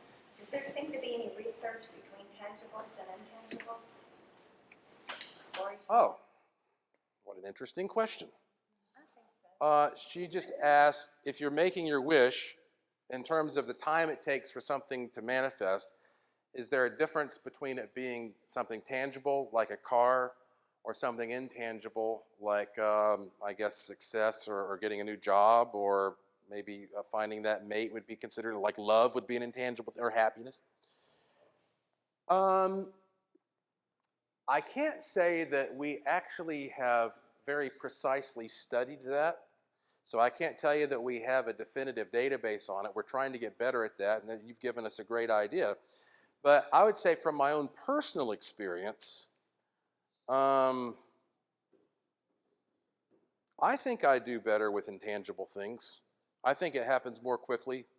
It may be, however, because that if you're wishing for a physical thing, you feel much more motivated to go out and find a representation of it in a book or on the internet or whatever, and that's still something that somebody else has created that you're thinking looks close enough to what you want. Whereas if it's intangible, then your imagination is solely in charge of sort of how the ultimate product tends to look. And so maybe that would be an explanation for why intangible seems to materialize faster for me. So maybe it's just more personal. I think so, yeah, it's more like Positive customized. to it. Yeah, customized to your point of view. Dr. Mulder, does that sound good to you? Okay. Yes, Mark? What if you wished for something that you didn't know if it existed or not? Let's say you wanted to meet a time traveler from the future. You know, that is a very interesting question. I almost think you were a fly on the wall at a conversation that I recently had. I guess we can talk about that, huh? Okay. There are some like really, really advanced researchers out there in this field. I mean, you look at a guy like me, hey, you know, I'm a guy, I write books, I go on TV, I run around and explore interesting places, but, you know, I'm not going to sit here and pretend that I'm some kind of Nobel Prize winning physicist. What I can tell you is there are, however, a lot of really well-established mainstream scientists who have a lot of patents and have a lot of degrees and a lot of credentials working with NASA or Boeing or whoever, who are just obsessed with radionics. And this is what they do late at night in their basement, okay? And they're trying to figure out how this works. There are some really smart minds, and they've made some crazy progress. And recently, Dr. Mulder and I met with a man who has pretty impressive credentials. And again, he's one of these mainstream scientist types. And he told us that there had been a group of scientists who were all into radionics who had succeeded in creating what they called a time camera. And that they could literally photograph the future and the past and create a physical print, a real photographic print. In fact, one of these guys said he photographed his wedding like decades before his wedding ever took place, before he ever even met his future bride. That would be one example of what you're talking about, I suppose. Another example might be trying to find the Ark of the Covenant, say, right? Nobody knows for sure if it's even still around. But you can imagine somebody trying to, you know, dabble around and figure that out and see if you can locate an item that may or may not exist. Your first step would be trying to, I guess, maybe dowse your way to if it's even there. There are all kinds of other really creative things that you might be able to do that, because physicists tell us that time works both ways. It doesn't just flow from past into what we perceive as future. It actually can go the other way as well. And I recently met a law enforcement officer who was interested in working with me and some of my colleagues to try to locate fugitives using radionics. And I think that's a wonderful idea. So what would you put on your representation plate in an instance like that? I mean, With which one of those? well, say wanting to meet somebody from the future, a time traveler from the future. Okay, so the goal is to actually have a meeting, a face-to-face meeting with a time traveler from the future. Yes. Leave it to Mark to come up with this kind of request. We're old friends, by the way, for those who don't know. As a matter of fact, if you've ever read the book Haunted Asheville, you will find Mark is featured in that book as not only an investigator, but also took the photographs for the book. So, okay, gonna meet a time traveler from the future. I suppose the first thing we would have to figure out is, what does that meeting look like for you? So, would you envision this time traveler appearing as a human? Okay. Maybe a man in black type, or We're open-minded. or something better. Yeah. I would come up with whatever that vision is, which you have the ability to be very creative there, because, you know, in the future, that's the future's the future, right? That could be 1 billion years in the future. Who knows? Humans could have, you know, 8 eyeballs in 1 billion years. Might not even recognize a human. And then secondly, I suppose what you would have to do is represent time, which is not at all easy, but it can be done. Probably on a human scale, what do we use to measure time all the time? We use clocks. So you want to put a clock on there and perhaps a calendar. And I think that you would probably represent some date in the future, far in the future, with a picture of that person or that being that you hope to meet. And then you would probably, I guess, write something about maybe the place and the manner in which you would envision it occurring. Dr. Mulder, can you imagine another way of doing that? Okay. H.G. Wells' Time Machine. It's something that gets your mind.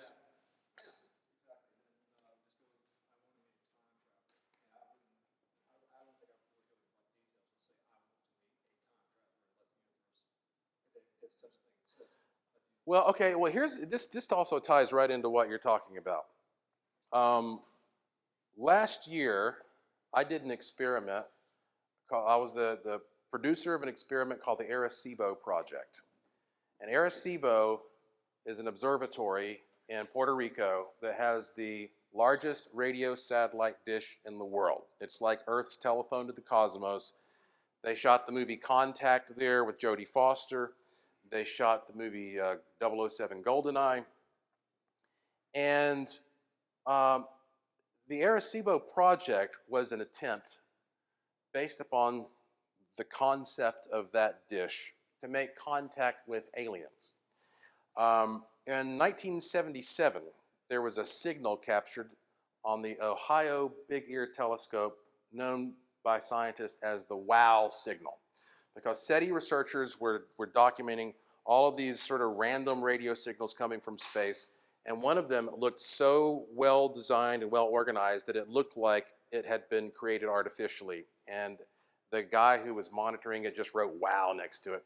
And scientists have never explained where it came from and what it was. So on the anniversary of that signal, I did a big experiment where I had ham radio operators around the world transmit a message into space saying that we are returning a message from, we're replying to your signal, and we want you to materialize at a certain set of GPS coordinates. And in addition, however, we had a second set of GPS coordinates that only Dr. Mulder knew about, and he set all of his radionic machines to be connected to. And it was at that set of GPS coordinates where a UFO appeared on camera. I captured it. It was a black disc-shaped object that appeared on screen and then shot up straight into the sky while producing some kind of a high-pitched tone. And that tone, under spectral analysis, looks very similar to the original WOW signal.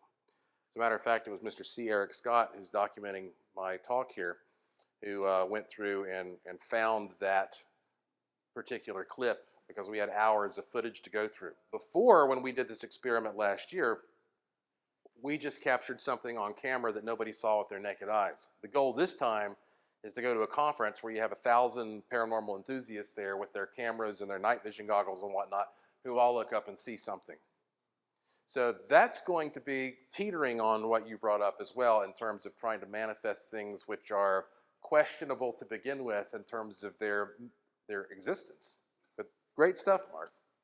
Yes, sir. I got a question. I got one with the antenna and you plug in and stuff, and there's an input and an output on the face of it. What plugs in there and where do you get that? You mean the input jacks are on the face? Oh, okay. Did you get it from Dr. Mulder? Or is this okay? Oh, do you have it with you? Well, let's see it. Sure.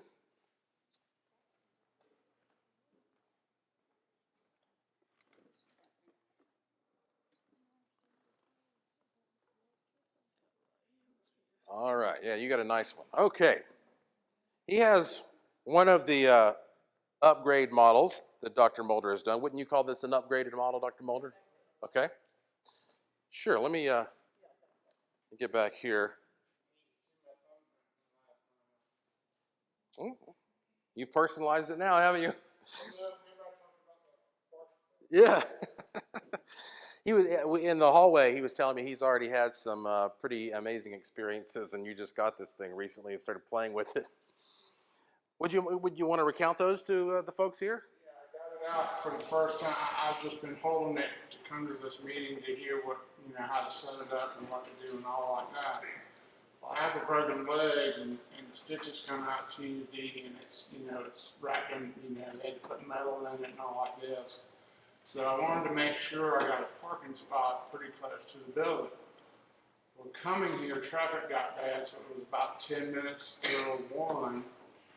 Turned the corner right here in the corner, and there's an empty space, and I pull right in, and it's right across from this place. And people are frantically trying to pull in this paper lot and all like that. And I was just completely shocked. As I turned the corner, there was parking. Well, there you go. And it shows you how quickly something like that could be manifest. Turn the knobs or anything. I just plugged it in, Yeah. said what I wanted to needed, and put my thumb on it. And you can see where my car is right now. I showed it to Dr. Mulder and everything. Something happened to Mobius. He didn't turn the dial. He just projected his intent to the box itself. I think that was when you talked to a gentleman from Star Trek or something. Yeah. Well, a lot of people have written us to say when they got their box, just being around it made a lot of things snap into place. Okay, so this also is a great illustration of what you were asking me about, ma'am. Okay, so this box, at first glance, looks a lot like this one. This is the most basic classic model. It's a great box. It'll do everything that you could ever want, but it's a very basic box. You can't get really advanced with very specific things like you can with this upgraded box. Now, here, of course, you have the same old input plate and output plate. However, she asked me earlier, well, if you're going to get an elaborate witness sample, and it might be a bit much to just put directly on your plate, how do you handle that? For example, I have some UFO crash site rocks that are in my museum. You'll get to see those tonight when we go down to the museum, and I'll tell all y'all some stories. Some of these are big, bulky rocks. And I might not want to put a big, bulky rock directly onto this plate. It could potentially scratch it up or damage it. And it might just make the whole setup a little clunky. Well, instead, I could get a jack and plug it in to the input plate, and that jack could be attached to a container or something like that. I'm sure Dr. Mulder could make that for you, or you could make it yourself.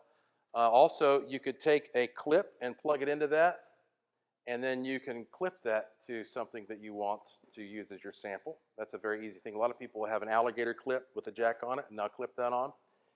And then also here, let's say that for your output, you found that using an antenna works better for you than the stick plate alone. You can plug an antenna in there and play around with different antenna designs. Experimenters love these boxes that have the jacks because you can just experiment. Also, there are helmets. They look really silly, but they're out there. I've got one in my museum that you'll see tonight.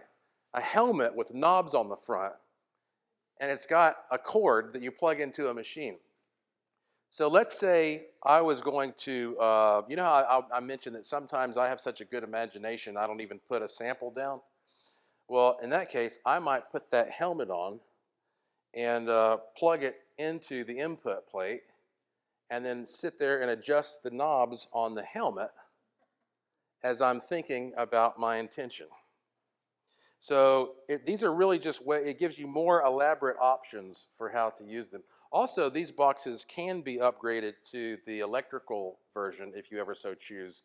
If you decide that you want things to manifest more quickly, then you always have that option. So he likes making these upgraded units now because people are always coming back later. They buy one, and they come back later and they regret it if they don't have the ability to upgrade it. And so you got the jack.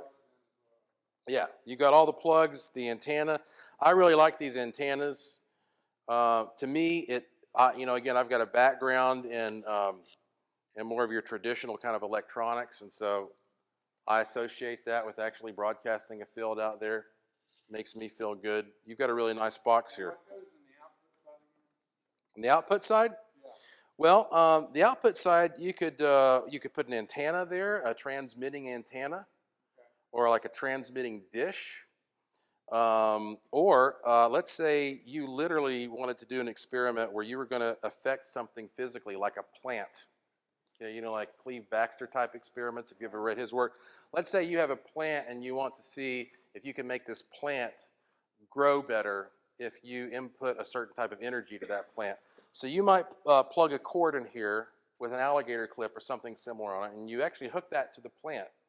And then you go over on this side and you put a picture here of a beautiful scene versus a horrible scene, or a certain chemical element or whatever, and you see if the energy pattern from that picture affects the way that plant grows. Does everybody hear that? That makes sense. So One last question, do you need to clean that copper plate every now and then? I honestly I don't really clean mine too much, but what is it, soap and water, Brad? Alcohol? Yeah. Yeah.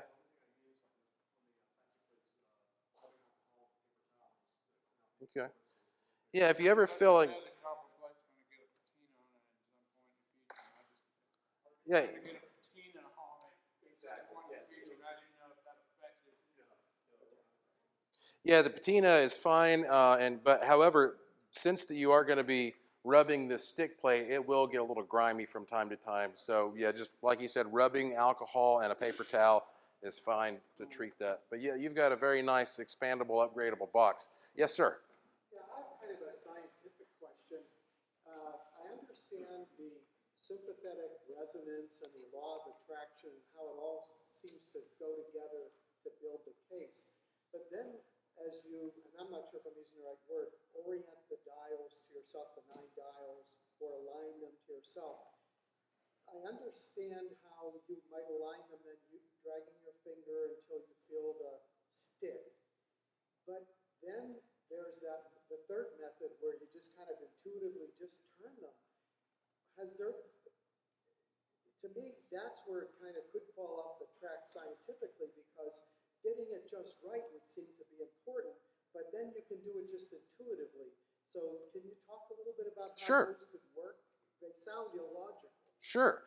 Well, one of the things that I learned when I started going on all these ghost investigations and stuff like that is that when you start looking at the body's energy field, it's not nearly as distinct as we think it is. You actually turn into kind of a cloudy series of fields that are all kind of beaming around your body. They're very easy to measure.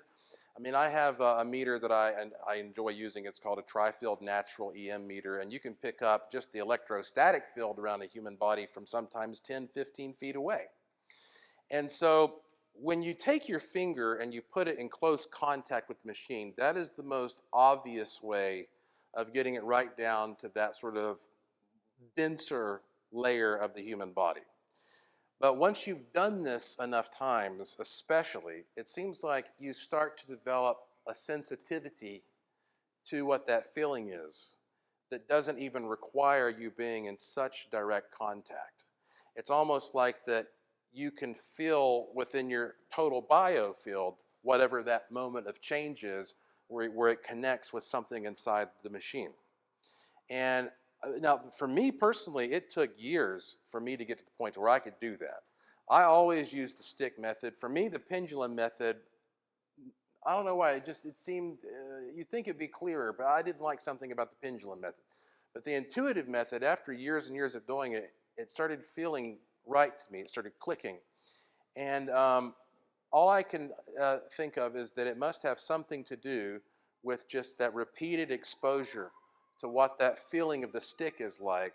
And once you become very familiar with that, then you can tell it happening in the layers of your energy field that extend beyond the mere physical layer. Sure. Any other questions? Yes, ma'am? I have a black pyramid with my birthmark on my right foot. Can I take my put it on the copper, and then as I'm doing the rubbing, my foot's on there, and I'm tuning so that it can actually be programmed for my birthmark, you know, what I was born with, instead of just a picture. Oh, okay. So you're saying use your body as a living specimen. Yes. Yeah, I think that. And then to harness the frequency, Yeah. take a crystal, quartz crystal pyramid, Mm-hmm. that is my birthmark, Mm-hmm. and just keep it on there on the copper plate as instead of a picture. Sure. Because that's like crystal clear frequency. Yeah. And body frequency. Yeah, it's me. It's totally me. That is probably an even more accurate way of representing yourself than some of these other methods, because, if you're literally placing a part of yourself on the machine and then intending for that energy to somehow be stored within that crystal to carry out the process. Yeah. That makes sense. A lot of people talk about crystal power and, and they take it in all kinds of weird directions, but the truth is, crystals have a very tangible, measurable relationship with matter and energy that is truly mysterious. I mean, you can take a quartz crystal, and you apply pressure to it, and it produces electricity. Or if you take a quartz crystal and you resonate it, well, actually, if you apply electricity to it, it resonates. So it goes both ways. It can both resonate when exposed to electricity, or it can produce electricity when resonated. I guess that's the easiest way to say it. And therefore, I think that crystals have to be the ultimate key to learning how to store whatever this conscious bioenergy field is. I know it sounds like I've seen too many Indiana Jones Crystal Skull movies, and but I think there's some truth to that. As a matter of fact, I have a crystal skull in the museum, which you'll see later tonight as well. Dr. Mulder has said this before, so I'll say it again. He has told me that one of the keys to making a good radionics box is knowing how to pick the right crystals.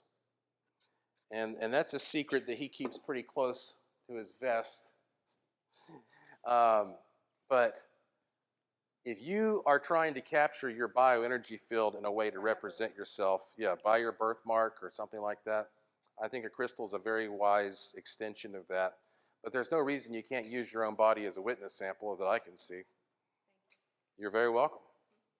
So are the crystals inside of the box? Yep. That is. Where you can open a box for us? I have never opened one of his boxes, and Didn't you say you were going to today? no, I said I'd show you what was inside one, so I did. On the slide.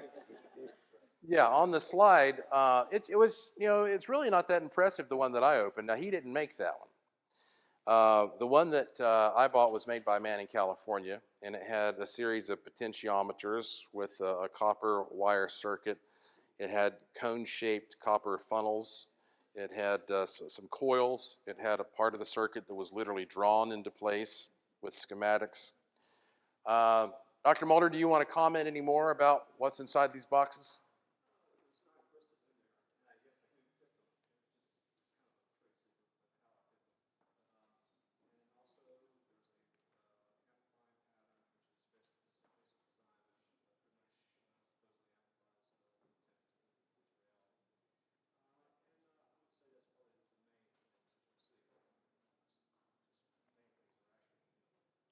He's a very soft-spoken man.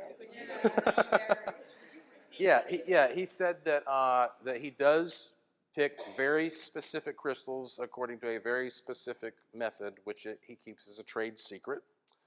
And also, you said you had some other amplifiers in there, some amplifying patterns.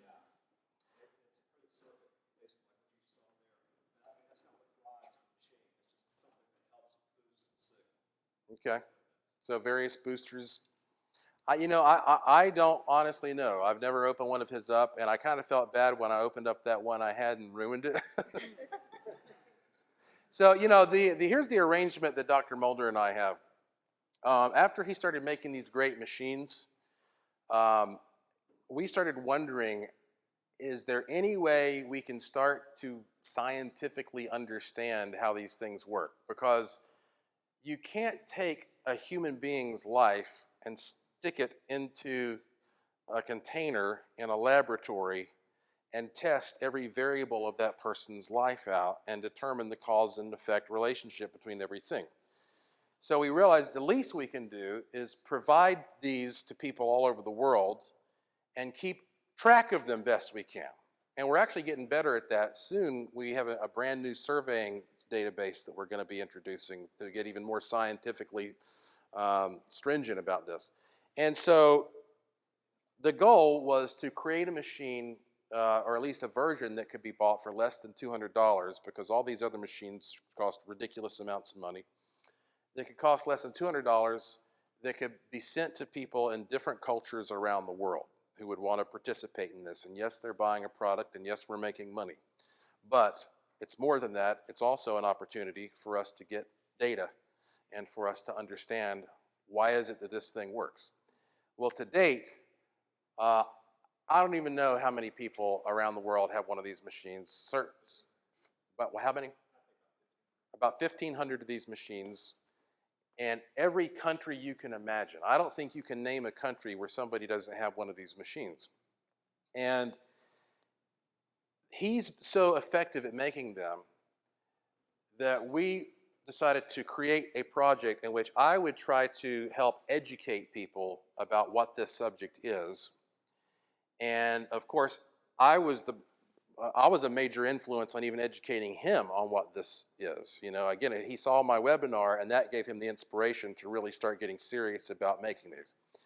So I'm the guy, you can see, you know, I'm not quite as soft-spoken as Dr. Mulder, so it's easier for me to get out there and be the guy who sort of talks about this. I've got the lab where we do a lot of the experiments, a lot of the research. And so working together, he knows things that I don't know about what's in that box, but I'm kind of happy to just talk about my experiences and the experiences that other people have had with the technology. There have been many occasions when I've wanted to rip one of these things open, just like I did the last box, but I swear, I almost felt like I was tearing my buddy's heart out, you know? It's weird. And another thing that Brad was talking about, which I think is a really interesting point, is that since he has personally made each and every one of these boxes, they all have that in common. And he doesn't have an assistant sitting there working with him. And so we have found that we believe that the more boxes he makes, the more effective every single box becomes, because it becomes part of a larger network.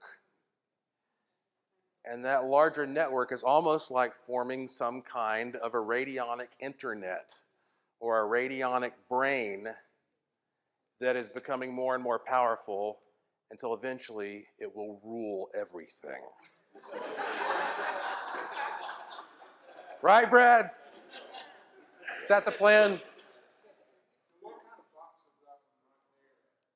This one? Okay, well, glad you asked. I mentioned that I have a new book coming out called Use the Force, A Jedi's Guide to the Law of Attraction, which really, that book can and should be used as a handbook for any kind of manifestation work. There's a whole section that talks about wishing machines. There's a section that talks about wands and other things as well. And to celebrate the release of this book, Dr. Mulder has created a limited run of what we're calling Use the Force machines that are kind of themed a little bit more like the look of the book. So this is one, you can't really see it as well. This has got kind of a blue and white coloring. I have another one over here that's got a black coloring. It's got, these are nice high quality knobs. There is an LED here. You plug this in and there's an LED that lights up and it blinks red and blue. So it looks a little more, you know, Star Wars-y. You've got the antenna, and it's really just a really fancy E-machine that's got really heavy, solid, expensive parts in it. So it costs more money, but we are about to announce that we have this run. He doesn't even have the run completed yet. We just have some prototypes. But as soon as he has the run complete, we're going to have a special thing where if you're a Star Wars fan or you're some kind of a collector, you can order one of these models and it'll come with an autographed copy of the book. And so I'll be announcing that soon through my e-newsletter. But these will cost more because, you know, again, it's a specialty item. But you've got the first glimpse at one of the used Force boxes. How much are these going to be, Brad? Do we know yet?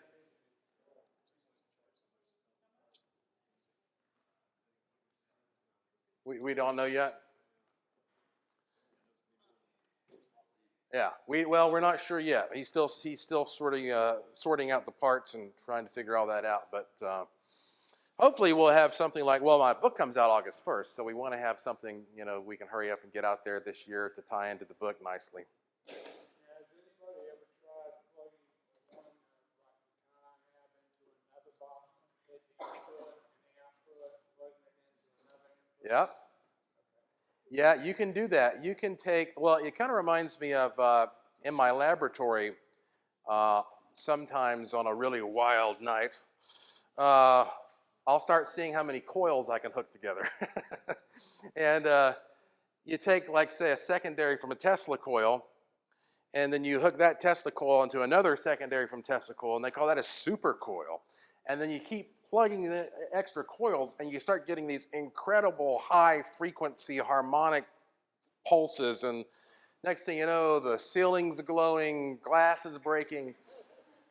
The dead have arisen. It's like Ghostbusters. A dark funnel forms over the roof.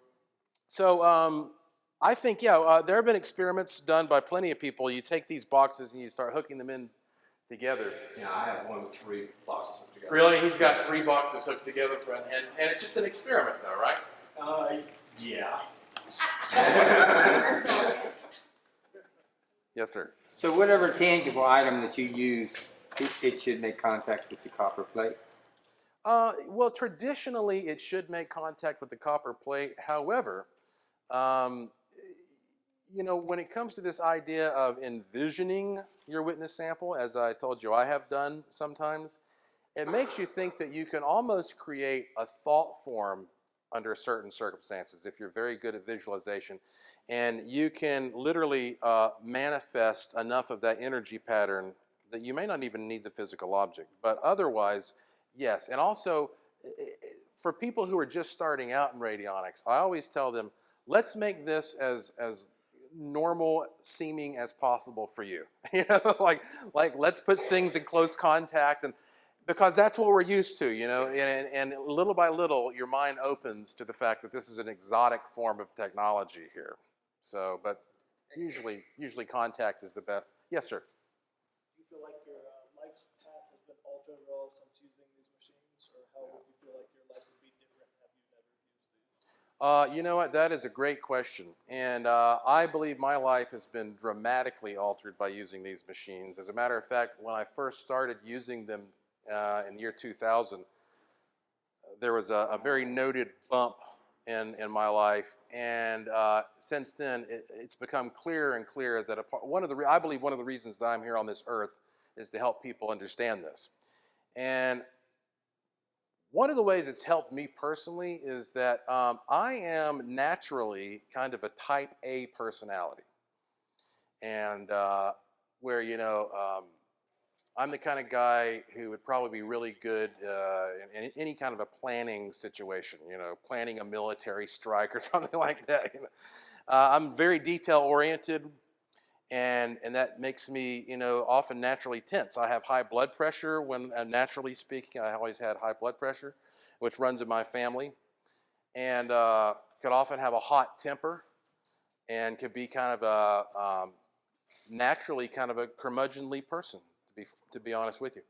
And by studying this technology and understanding just how real the physical impact that my thoughts understanding how real that impact is on the world over these years has dramatically shifted what I send out of my head. Because I know when I transmit something from my head, it's going to come back to me. And I have control over that. So I believe that every single one of us is constantly creating, whether or not you want to be. You are creating all the time. You're always sending signals out. But most of us are sending out signals in all these different, often contradictory places. They're not effective. They're not being tuned in any kind of a substantial way, focused. And this device helps you to stop and take stock of what you're sending out to the world and to be very particular about it.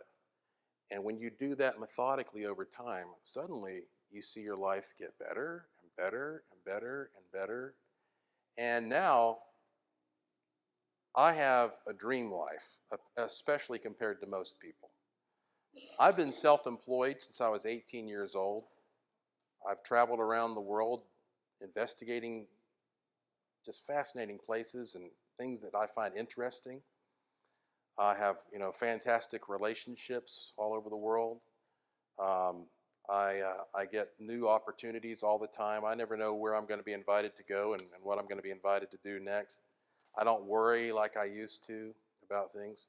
And all of this is in large part due to radionics, giving me a handle on the fact that I have that control and that every single one of you has that control as well.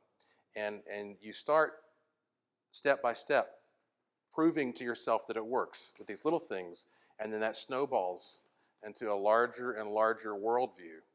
And eventually it just makes you a more happy, positive person who expects good things to happen, because it takes that point of view that, well, things are likely to fail, that doubt that's always in the back of your mind, and just turns it right over on its head, and you have a completely different outlook.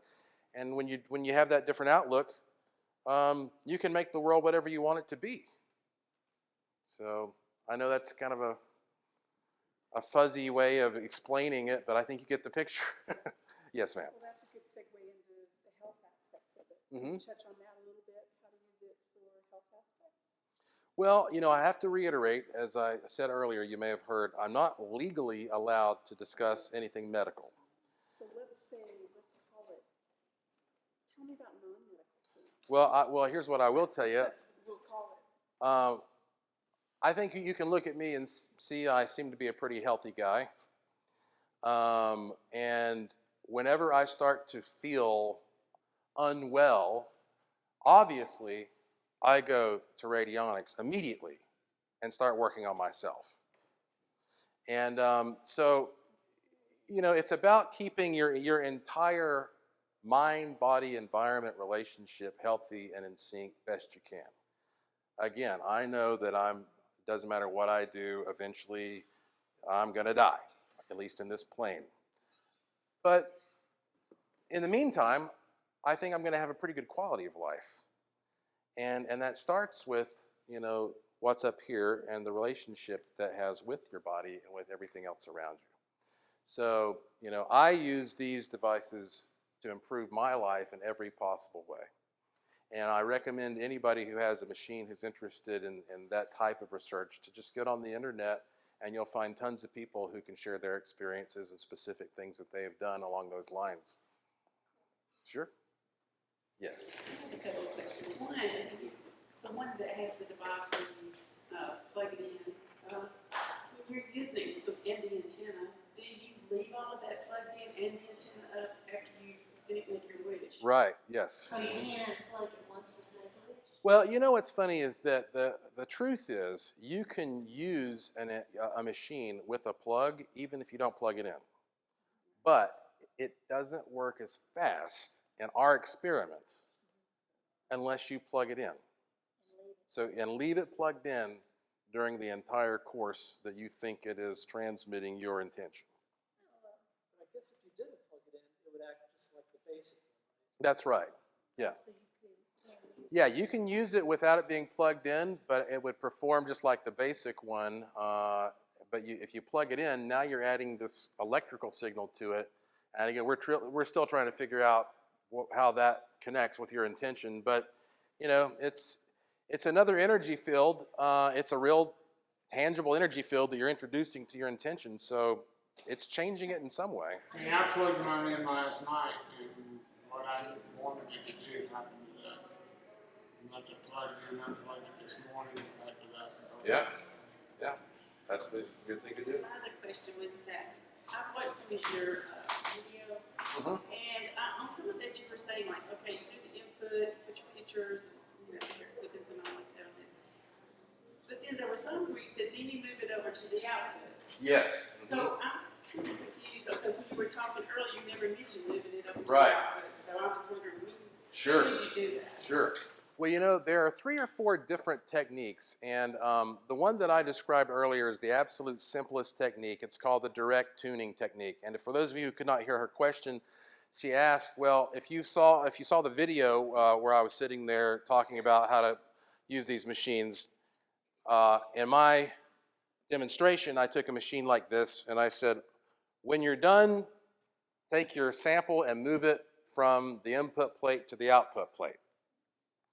And the fact of the matter is, you can do that either way.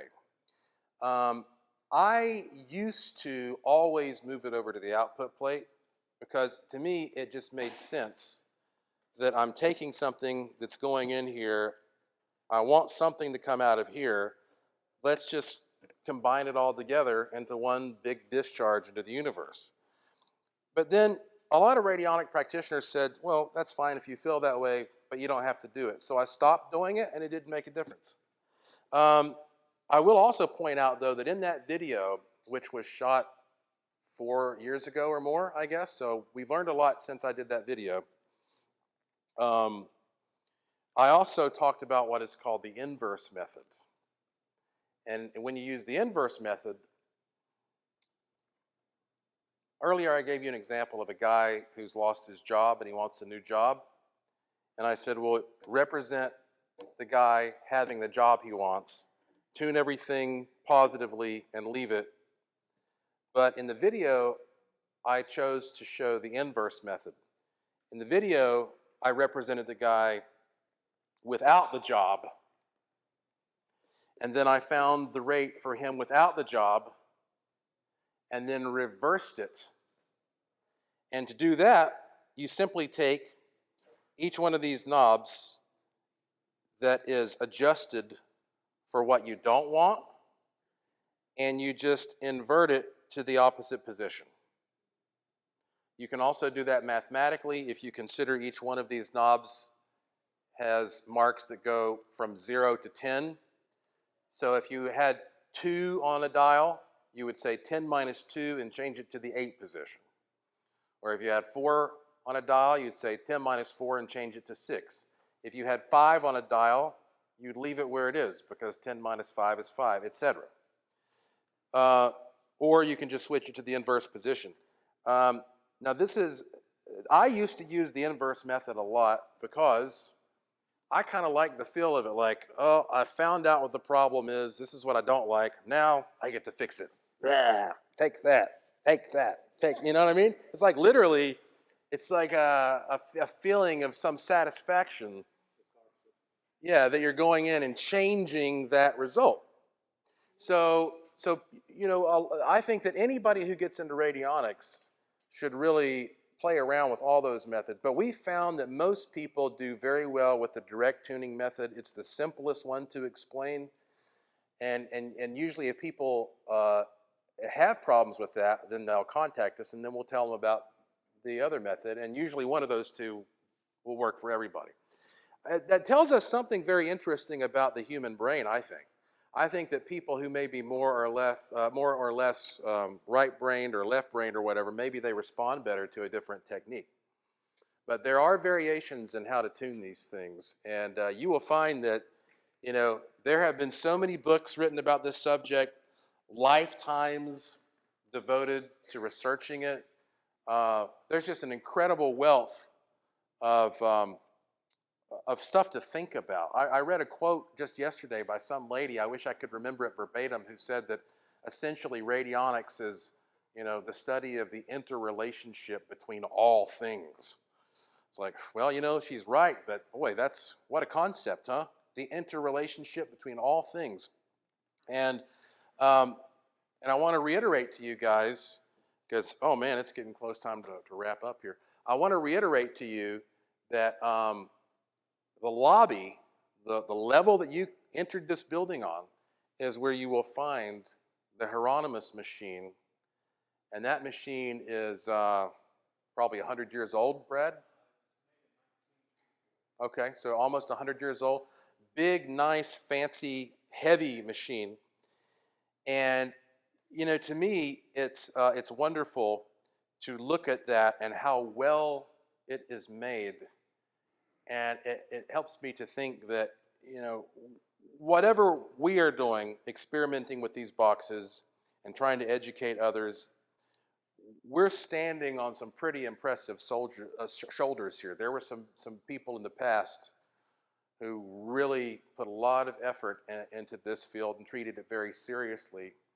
And I think now that we have the internet and the ability to communicate more and to share ideas, and frankly have something like the internet just as a model for how energy patterns can connect and interrelate, we're going to see a big, big boon in understanding this technology. I bet you, like right now, you guys might be able to go back home and tell all your friends, I went to a wishing machine workshop, and they'll say, what the heck is that? And you have to try to explain this to them. Good luck with that, by the way.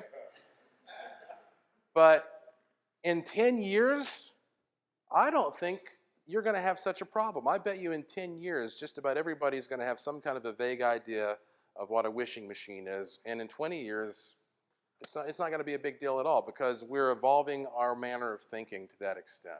Thank you so much for your courtesy, and I will see you over there soon. All right? Thank you.